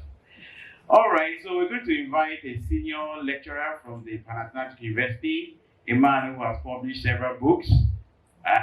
We want him to come and also tell us a bit. It's just a bit of a John the Baptist preparing the way for the book reviewer. These are just John the Baptist endorsing, and the book reviewer will come. So I'd like to invite our one and only Dr. Nwachukwu Egbunike. A round of applause for him, please. So you can pass through. Where you want to pass through? All right. So we're going to talk a bit about the background. Meanwhile, if you are, please fill the big feedback forms and kindly return to us.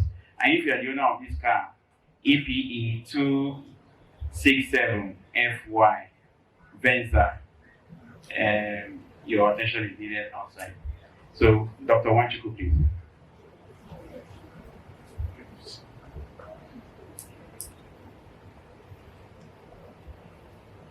Okay, good afternoon, ladies and gentlemen.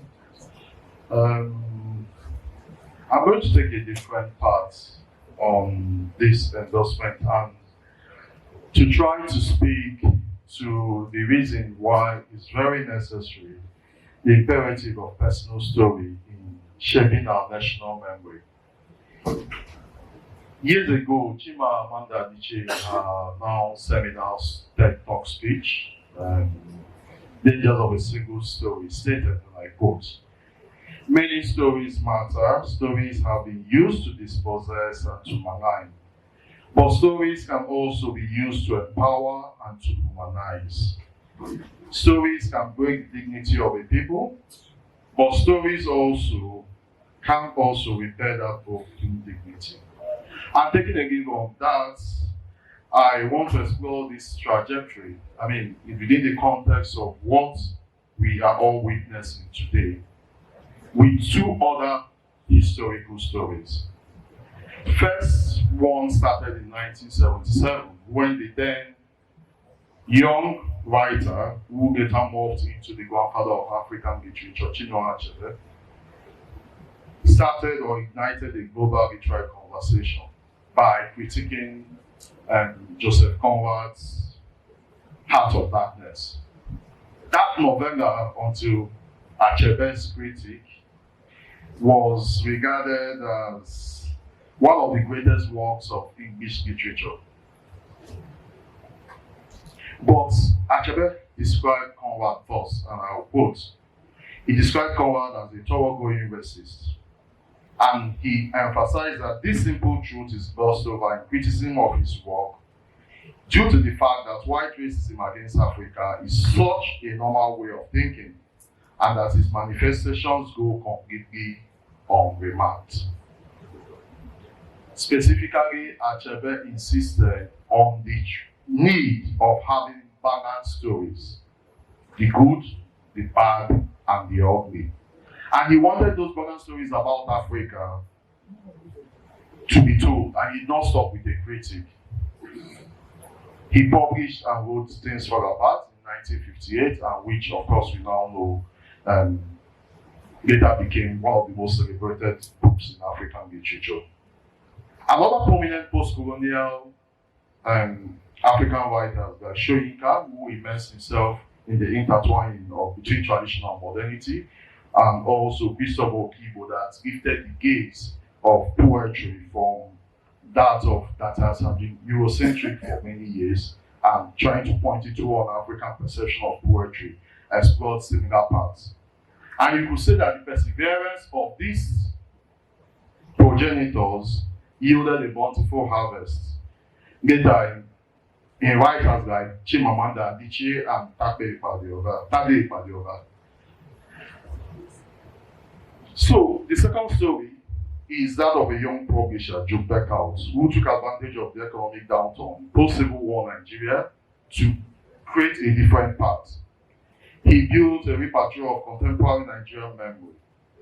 Beckhouse, through his then Spectrum books, in which some of us were trained in, published the greatest collections of memoirs, autobiographies, and biographies across the continent.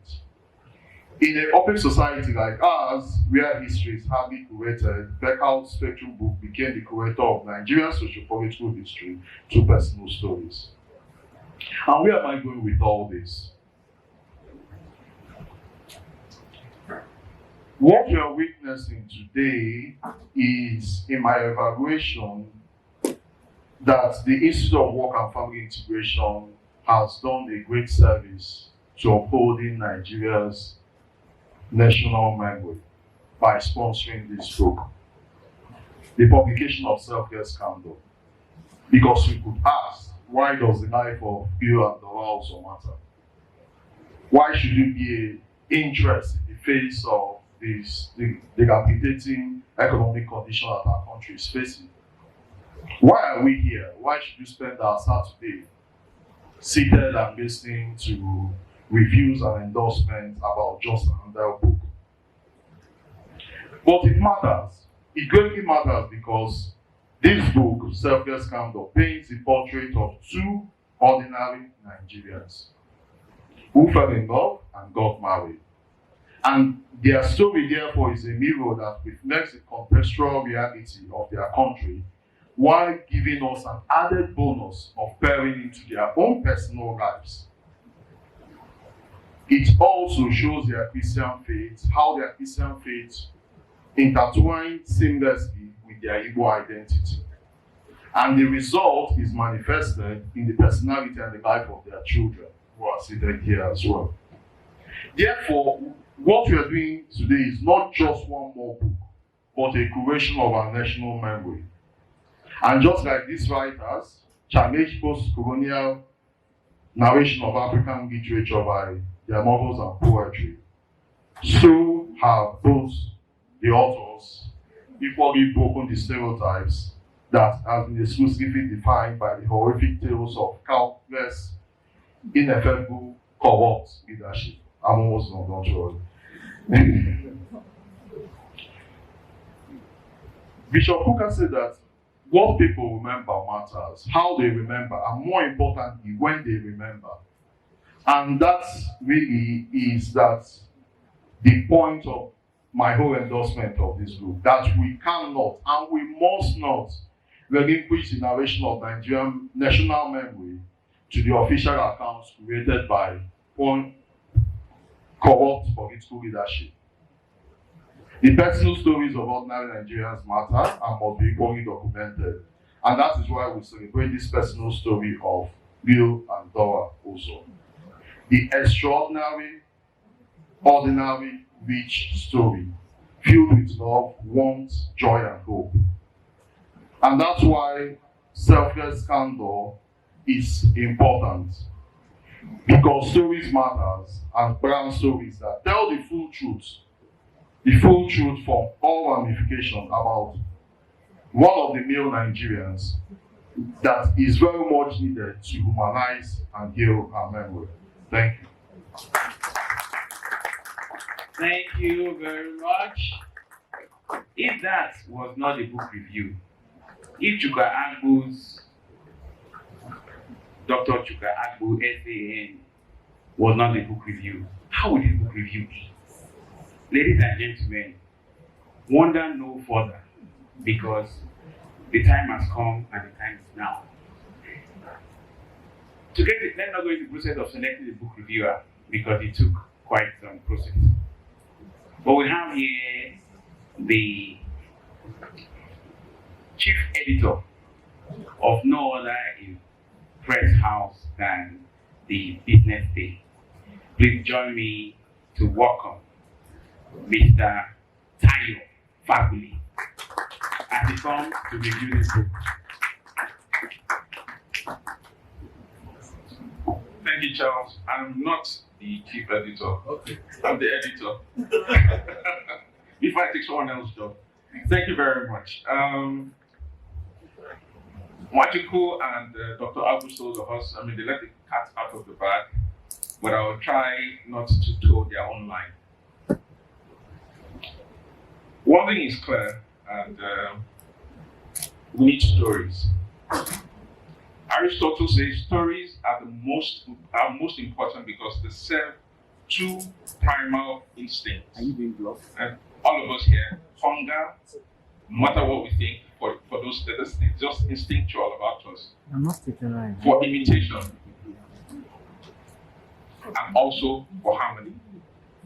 For imitation because we see go before us an example. And we can say, there goes I, but for grace.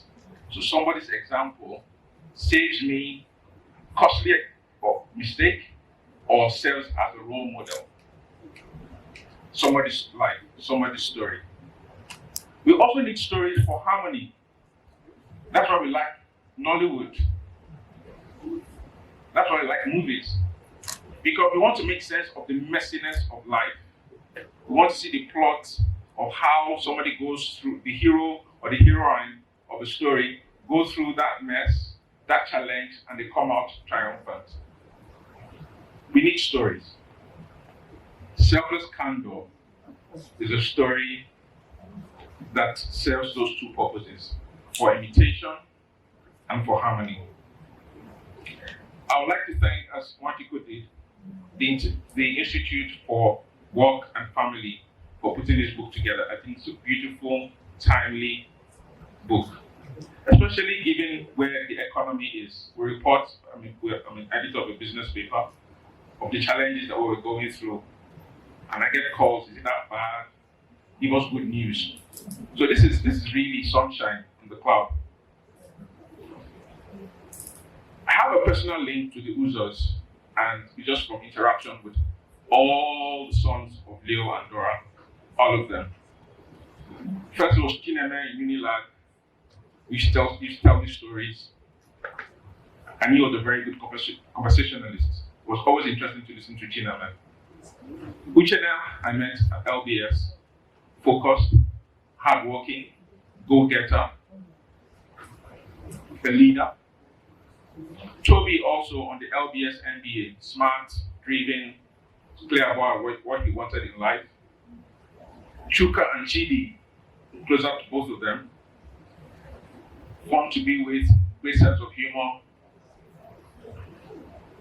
And one thing they all have in common, and I'll delve into that about how Dora and Leo influenced them. They all inherited one thing, and that's what I've seen. I don't know what you have seen. The looks of Dora and Leo. If you look at pictures in the book, you just see that at a certain time, one time Leo is Chineme, another time is Uchenna, another time is Chidi, another time is Nneka. It's really amazing. Sometimes it's Toby. But not just their looks, but the sartorial sense of Leo. Leo was always dapper, well dressed, took care of how he appeared. And of course, I also realized also that Dora's mom also was a fashionista. So they all also inherited, and you can see how they are all well put out. And they also inherited something, great storytelling. All of them. Engaging stories that make you laugh. And I realized because it's also something that Leo did very well, and Dora too. So I'm very grateful for Chineme and Chidi to put this together. For the gift, so basically all the boys, the Uzo boys that I know, were a window. Of course, Chuka, Chuka restless, he wants to do things, he wants to build things, he wants to tinker with things. But all of them, unknowing to me before I read the book, were a window into this family. So I feel I was just getting a peek view. But reading the book, Chidi and Chidame give me a seat in the living room from Unwani. That day of your wedding, when Leo tells you the furniture has arrived. It arrived 5 a.m. today. Where young Dora actually had coincided with Leo, who was much older then. Through the Civil War to Unwani to Abuja in Lagos. What selfless candor gives is priceless. Parents who are present, parents who lead with word, but above all, example. Mrs. Hianacho said something here today. Children are the best photocopiers.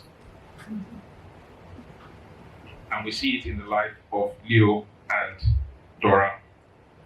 We mustn't take this for granted. Everything we said here today can be boiled down to that absence or presence of parents who lead by example. What we have is that, what we see today is that Chineme, Uchenna, Toby, Chuka, Chidi, and Nneka living their lives through the examples of Dora and Leo. Remember what I said, Aristotle says we have a primal instinct for imitation. And who we imitate are the ones who are closest to us, our parents. So the lives of Dora and Leo, even before the book was written, was a book that was being written in chapters already. From their daily lived experience, the decisions that they took, the resourcefulness of Dora during Civil War, and saying, I have to go home from Zion, from school, and packing just that small box, and standing for 2 days on the train to get home. We see it in her resilience, her resourcefulness. She's practical, she's down to earth, she's a woman of faith who trusts in providence. We see Leo, contagious joy. I mean, there's a word, and I don't know if it was planned, but there's a word that they kept repeating here. It was a joy to be in his company. That way, everyone, it was a joy to be in Leo's company. Leo, who was streetwise, and in dealing with the Uzo boys, I heard a story about Leo, the things he used to do, how he caught them when they were being rascally, and how he would call them and speak to them, and how he was just, by example, both of them were forming them in freedom, in faith. When Dora started to attend Mass daily, and Leo sort of, what is that? What's happening to you? And she explained to him why she was doing that, and got him convinced, and they both met to walk Opus Dei, and they started attending Mass. I heard the story first from their children, how they went for Mass daily, but they never forced them. But they led by example. Every day they would go for mass, they would come back, they would do their prayer, and the children saw them. Feeding that primal instinct for imitation. We see Leo who learns, who is content. Even his brother-in-law, his nickname now, Emo, first day in school in UNN on campus, arrived in Leo's room, and Leo is just dishing out practical life examples about how you should be content. I would love to read from the book, but I think we all have to play to time.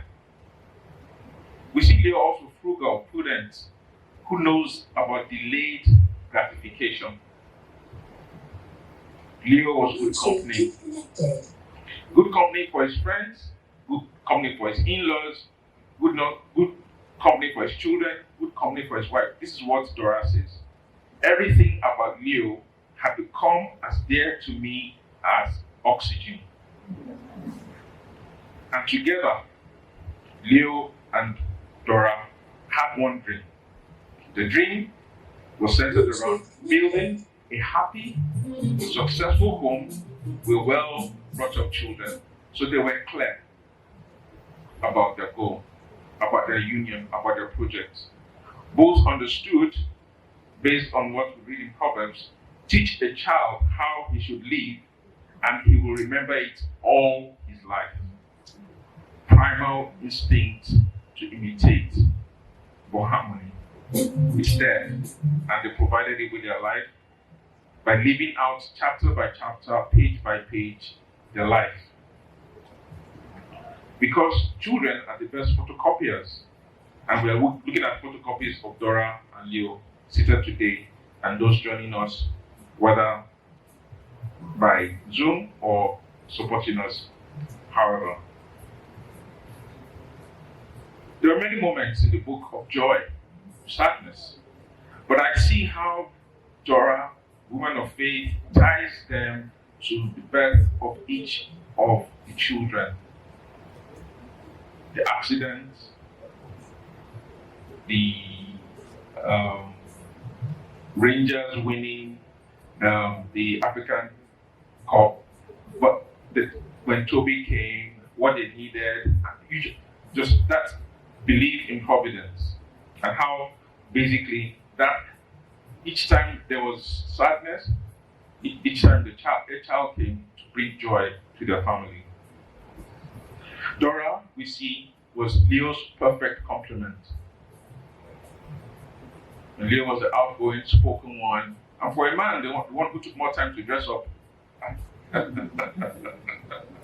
He was concerned about how he looked, and you can see both of them looking really, really, really elegant on the front, and more pictures inside. She was particular about not leaving the chores to the children, to the household. So they were already training them. So the things we're already talking about today, we're already saying that they were already sowing it in their children. We've talked about how can you save, how can you cook, bulk buy, and all of that. But that chapter, page by page, lived experience of Dora and Leo was already inculcating in the children how to live, how to finish what you ate. You serve only what you could eat. To be tossing an egg under the table and then getting caught. And if you can't finish it, they'll save it for you to finish it at another day. You couldn't get away. Or pretending to study, and then they had their dad driving and they all rush to study. Their dad walks to the TV and touches the heat. So this is what you are up to. And they were surprised. From going from weekly mass to daily mass, finding God in their daily life, finding Opus Dei, finding Helmbridge, and also Wavecrest that supported the upbringing, the training, the formation of their children, finding their vocation. Selfless Candor is a family story that offers not just lessons. I mean, that's the beauty of the book. We can see the outcome already. We can see where the story ends. You could say, in the lives of the children that they both brought up. And I like the life lessons that each one of them gave in the book. From Toby's no meat pie and sausage.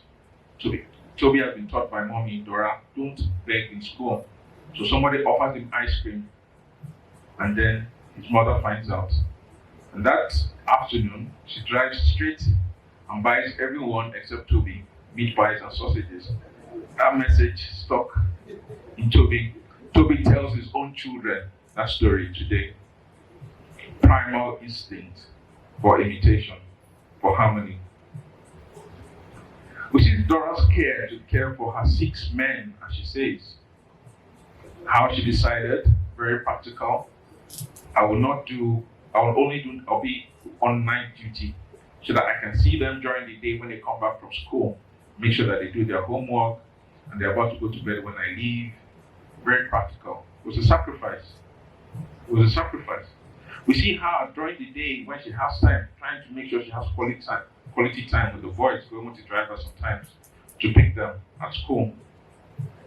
We see how they realize that, well, we need to augment what we're giving the boys information and encouraging them, not forcing them to go to Helmbridge.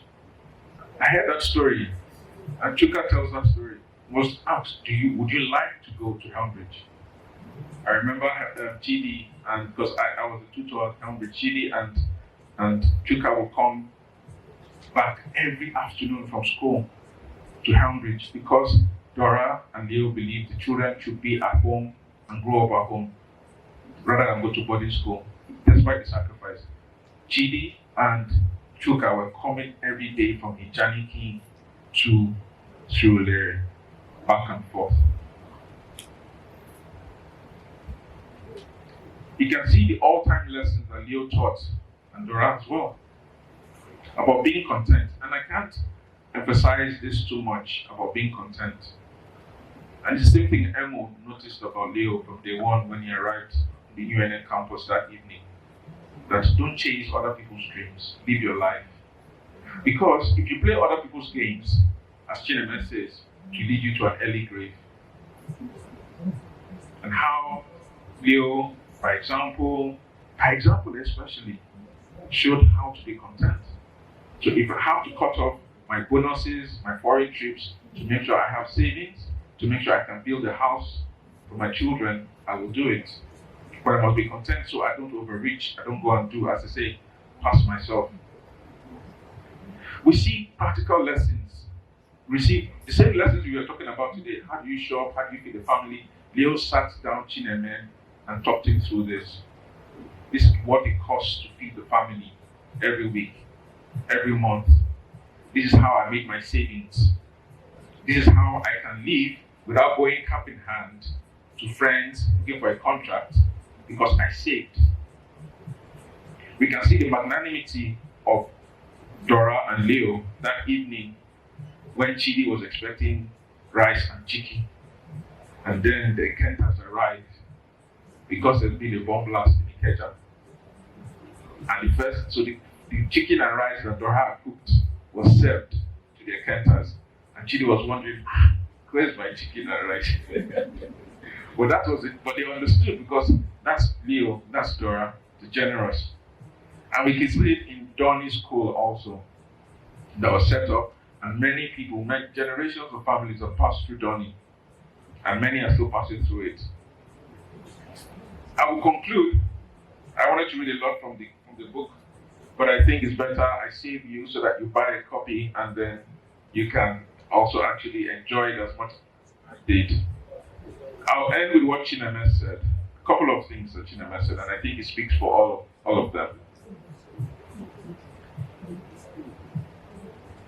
He describes Leo, and I think which is quite interesting, because he's not here for us to celebrate him, so I think you'll pardon if I tend to dwell a bit too much on him. But obviously he couldn't do it without Dora. It was impossible.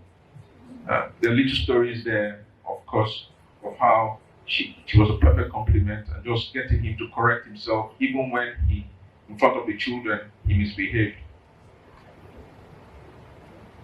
Chineme describes Leo during some very difficult periods.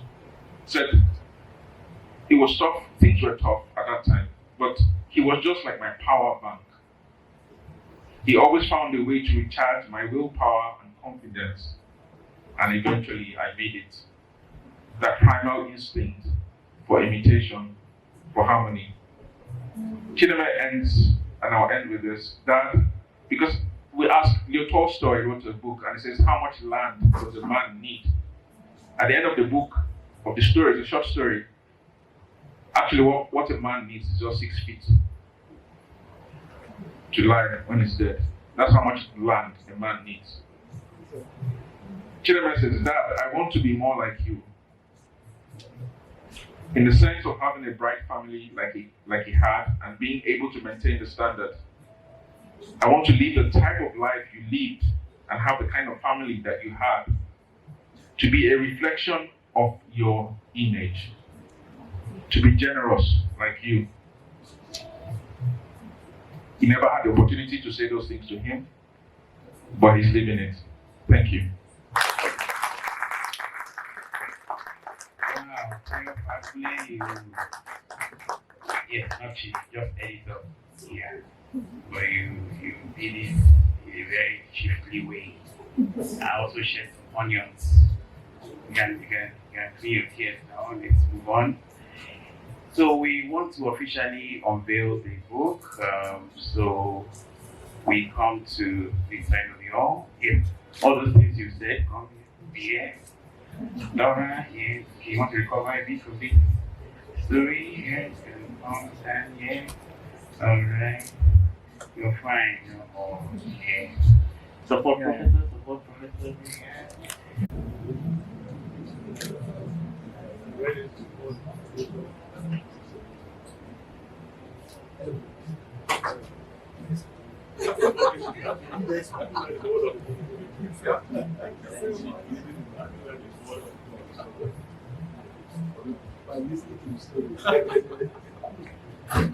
Oluchukwu, yes, come because I've just been told that the guy might not get food this evening because he was just there collecting accolades. And you, the better half, is just there to see. Alright. I want to call a few more people, about 10 of you, just to cause space. So you just support from where you are. Yeah. Alright. Okay, so we would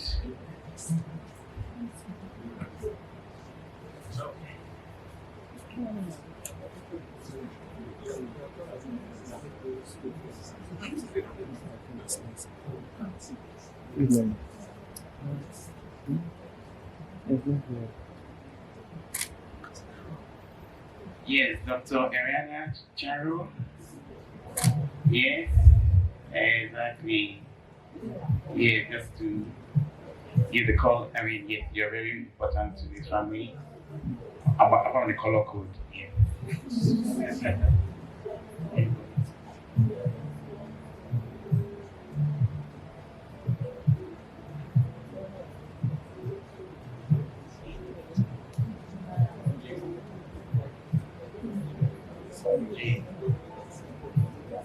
All right, Jane, you're looking at me. Yes, you want to follow the scissors, so please come here. Jane. I need to ask one name because 3 Janes are coming. Which Jane? Which Jane? All right, Jane, just come and yes, good. Even the Jane that is not the Jane we're looking for, she would go back to this. Yeah, just to copy first. If you're not the one who tell you to go back, just go. Yeah. All right. Everything. All right. So just for the unveiling of the book, well, all of you are going to unveil from there with your eyes, where they just do it with their hands here. If you comment before we declare this open, you want to make a few comments, Prof? If you comment, okay.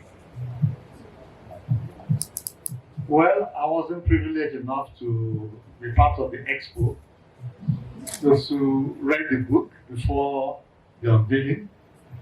But from the story and the review given by Tayo, it's obvious that this book encapsulates the theme of this year's conference. So anybody who's missed this opportunity should just be given a copy of the book, and they'll capture everything about what's happened today. But I ask or plead with all of you here to buy as many copies as possible and give to your friends, because this will be the best thing you do for them this period of Lent, but most importantly, if you want to see a change in our society, please buy copies of this book and give to your friends. Thank you.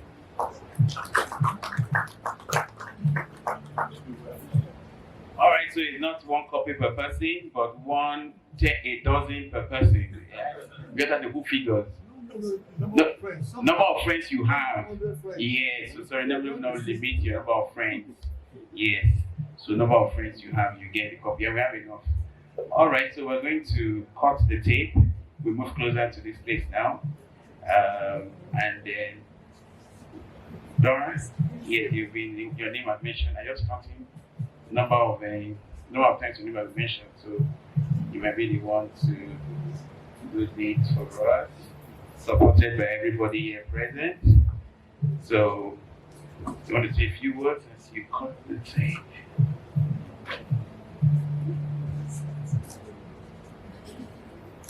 What am I going to say?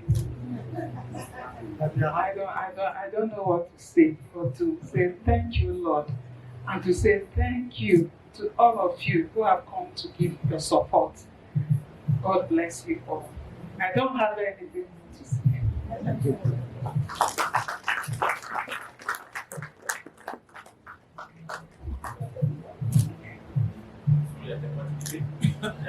Okay, not good to say. Okay, all right. Just action now. Action. So,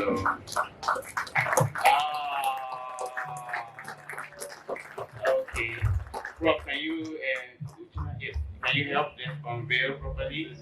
Yes. Somebody has to join. Easy. Yes. Wow. Capturing speed easily. Break and pay, no abeg. Yes. All right, so you get as many copies. DJ, can you increase the volume? We're in magical moments right now. Yes, an atmosphere of miracles. Ladies and gentlemen, you are at the right place at the right time, doing the right thing. Now,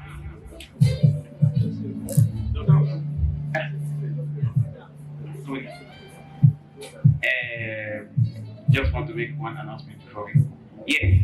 So the premier publication of the Institute for Work and Family Integration, the Success Scandal, a family story, has been hereby unveiled and available for consumption. A round of applause, everybody. Wow, thank you. So we go and see them now. All right, anybody want to put some naira? Yeah, copy please. Yes.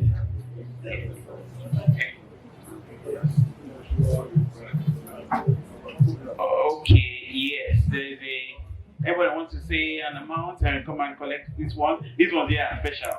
So you announce a figure and collect some from here, symbolic, and then you collect the others from out there. Anybody want to collect one of these ones? These are special ones. Yes. Prof leading by example. Yes. These are special ones. Yes. So, ladies and gentlemen, Professor Chris Ogbeche has collected 10 copies for 100,000 naira.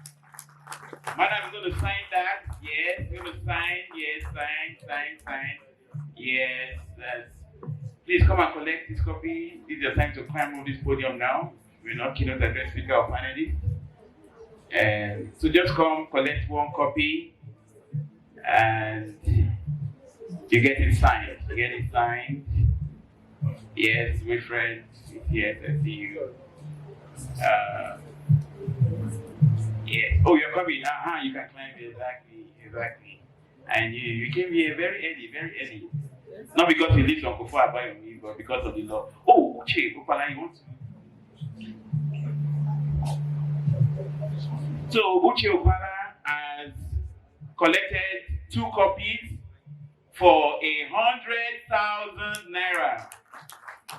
Yes, his name is here at the back. He's the president of National Association for Family Development. Say your own with your own mouth. With your own voice. Okay. Well, in support of the lovely family that has produced this book, I am going to support by buying 10 pieces for 10 of my friends, all to the tune of 100,000 naira. Wow, a round of applause. 10 of his friends will sign only one because the madam has to other things to do. She will sign one and you collect the 9. Angela, something angelic. Alright. Yeah. She's taking the 2 for 50,000 naira. 50,000 naira. So lovely. Oh, my senior colleague, a pharmacist of high repute. Exactly. So to situate my introduction very well, I represent the Social Welfare Committee of Victoria Garden City.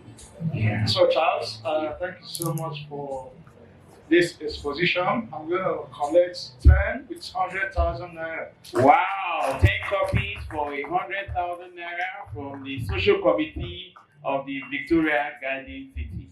Yes. Oh, yes, come on, yeah. Exactly. We're all one family. I'm related to you, Pastor Josiah. You know, we're all from Adam. Yes, Adam with our father. Yes, I didn't know we're related.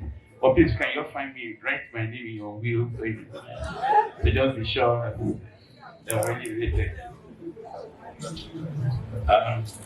Josiah Akintola Bola on behalf of the Research and Development Department of RCCG, who is at the Relation City, we collect 5 copies of this for 50,000. Wow, 5 copies for 50,000 naira. Research and Development Committee, we signed one. Yeah. Oh, Leo, your namesake. How can you leave your namesake like that? You have to do something for the Leo. And all those born in August, please, don't be left behind. One of us is being written about here. We cannot just stay and sit down and look. Yes, Leo, consultant, physician. You have to just sit when they don't look at you that they're yeah. Okay. Yeah. Well, I'm happy to be here on this day. Obviously. I didn't know this was going to happen. Oh. So I'm happy to be here. On behalf of my good friend, senior friend Leo, and the lovely family, which I'm also quite close to, I'll take 5 copies for 50,000. Wow, 5 copies for 50,000. And so everybody come here, they have a calculator, they've calculated this, wrote it. Don't be so exact. Don't go lower either, but don't be so exact. Oh, all the way from Abuja. Yes, Dr. Judy Enacho came all the way from Abuja for this event and is going to say, yes. Wow, this man is led by the Spirit. 5 copies for 100,000 naira. A round of applause for that. 5 copies for 100,000 on his behalf and on behalf of his students. But I have more than it must be a small class. It's an online class, online students. Yes, understand now. Yes. Also an author. She has also written several books on public speaking. I read some of them. They're helping my skills now. Yes. Okay. Thank you very much. Yeah. For the course of them. Judy. I'm a leader as well. Oh, for the group. For the family, we're getting 3 copies for the sum of 50,000. Wow! Another round round of applause. Give the round of applause louder because the band, yes. How many are they going to sign? Okay, we can sign. Madam, you instruct the children again. You can dedicate the signing. Yes, dedicate the signing. Please, ushers, before they say book finish, please bring more books. Ah, yes. Inka, Stefma, yes. Reading character. Everything is inside here now. Yes. Yeah, for the family, I take 5 for 50,000.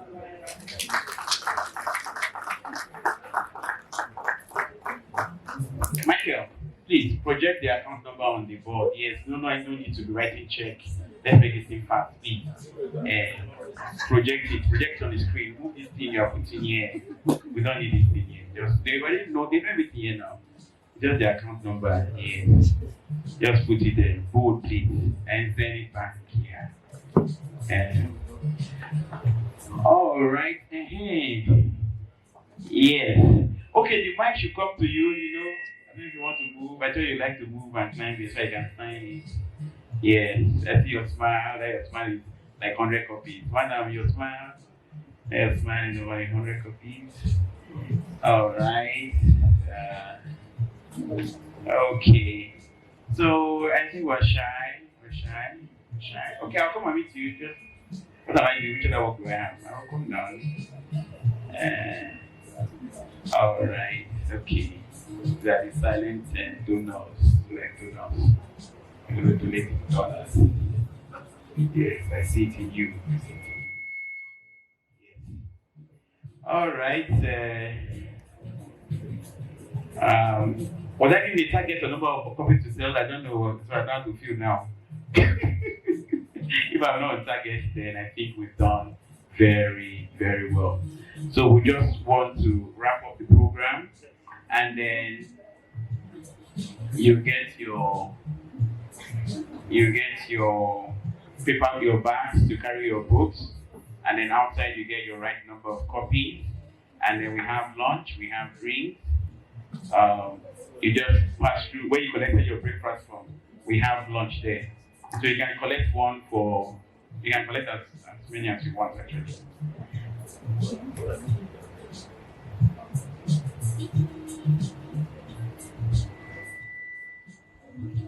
So we have closing remarks. We would like the chairman of the Institute for Work and Family Integration to take the closing remarks. After which we have the vote of thanks. Then you can grab your copy now. The story is not the same if you buy it tomorrow than if you buy it today. Today, and they should sign it for you. Yes. Yes. Thank you very much, Mrs. Dora Uzo, distinguished ladies and gentlemen. No, please, I beg. I think mine is a closing remark. And I must say it's been a delight working with you. For us as an institute, we desire to have role models because we talk in the family space and we do advocacy and we tell people using data, as we saw today from Tony Okuta, to mold opinions. This is based on research. But we also thought very critically. We needed role models. Who are those in our society that are currently living or practicing, or who have practiced them? And I must congratulate you. You're the very first candidate. And the stories told today, ladies and gentlemen, is reflected in their life. I will beg you to please give them a round of applause.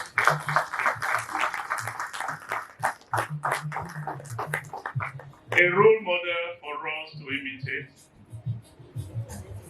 as married couples, as husband and wife, as heads of families, aspiring, for those who are struggling to be good examples to their children. Please buy a copy and buy it for your friends. A lot of you propagate ideas and you even sponsor people in marriage. When you talk to them, give them a copy of the book. So as they read it, you can explain to them. It's a teaching book. I know there's a reviewer, and that's my role.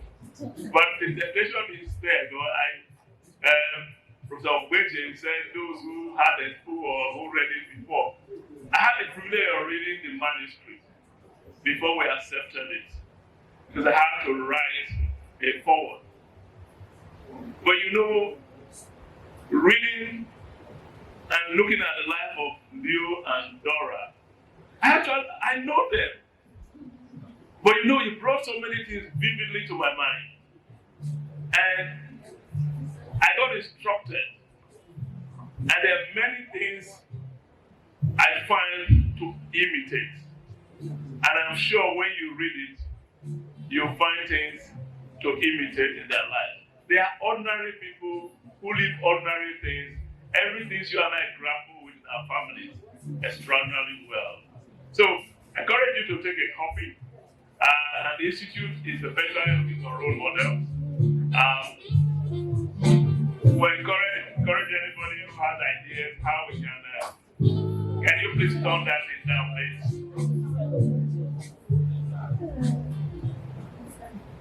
I encourage you to please read it and buy for your friends. Thank you very much.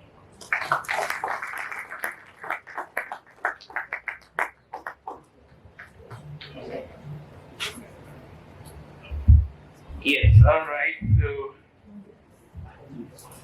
we want to have the vote of thanks and would like to invite the man who heads 3 departments of the Institute. So, and if the head of departments, he heads the business development, marketing, and communication of the Institute for Work and Family Integration.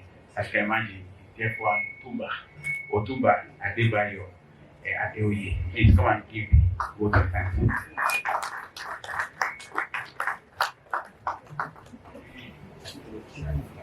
Good afternoon, everyone. I stand on the existing protocol. I would like to start by saying I'm really short of words. Even in this kind of condition, we all sat and give our time. So I appreciate everybody who has actually taken out time to come for this conference.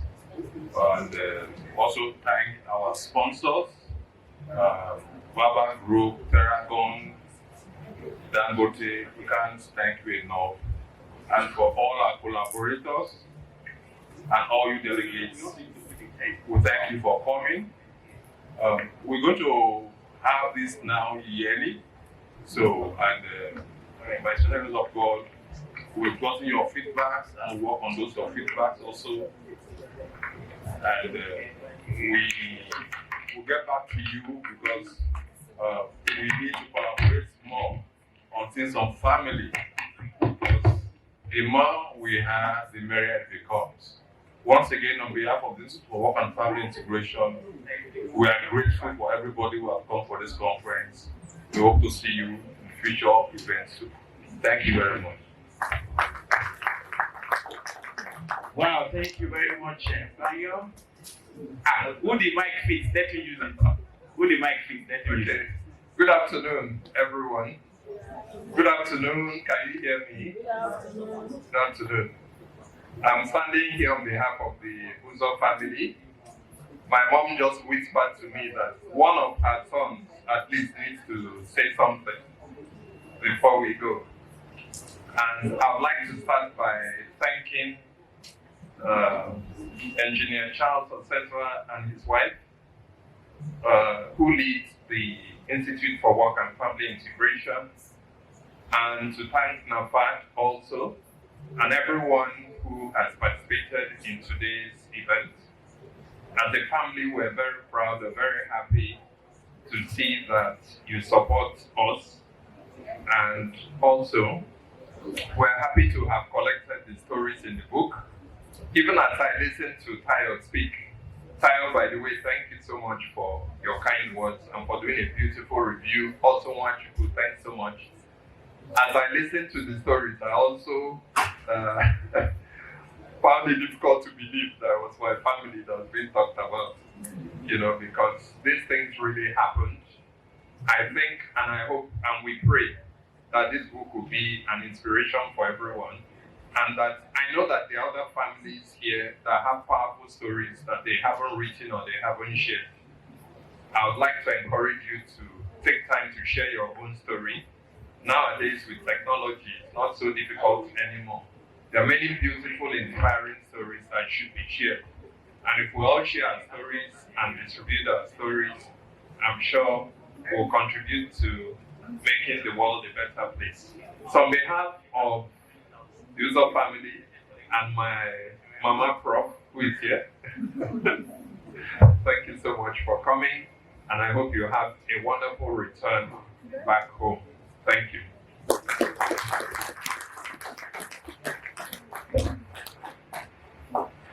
All right, so sales are on and books, no impact. Impact is on. We're making impact with the. Want to say something? Yeah. Meanwhile, Dr. Chuka Agu has got 11 copies of the book for. Is it naira or dollar? $100,000. As we wish it away. Then MC made mistake. They said, "Oh, naira is $10 so it's now on him." All right.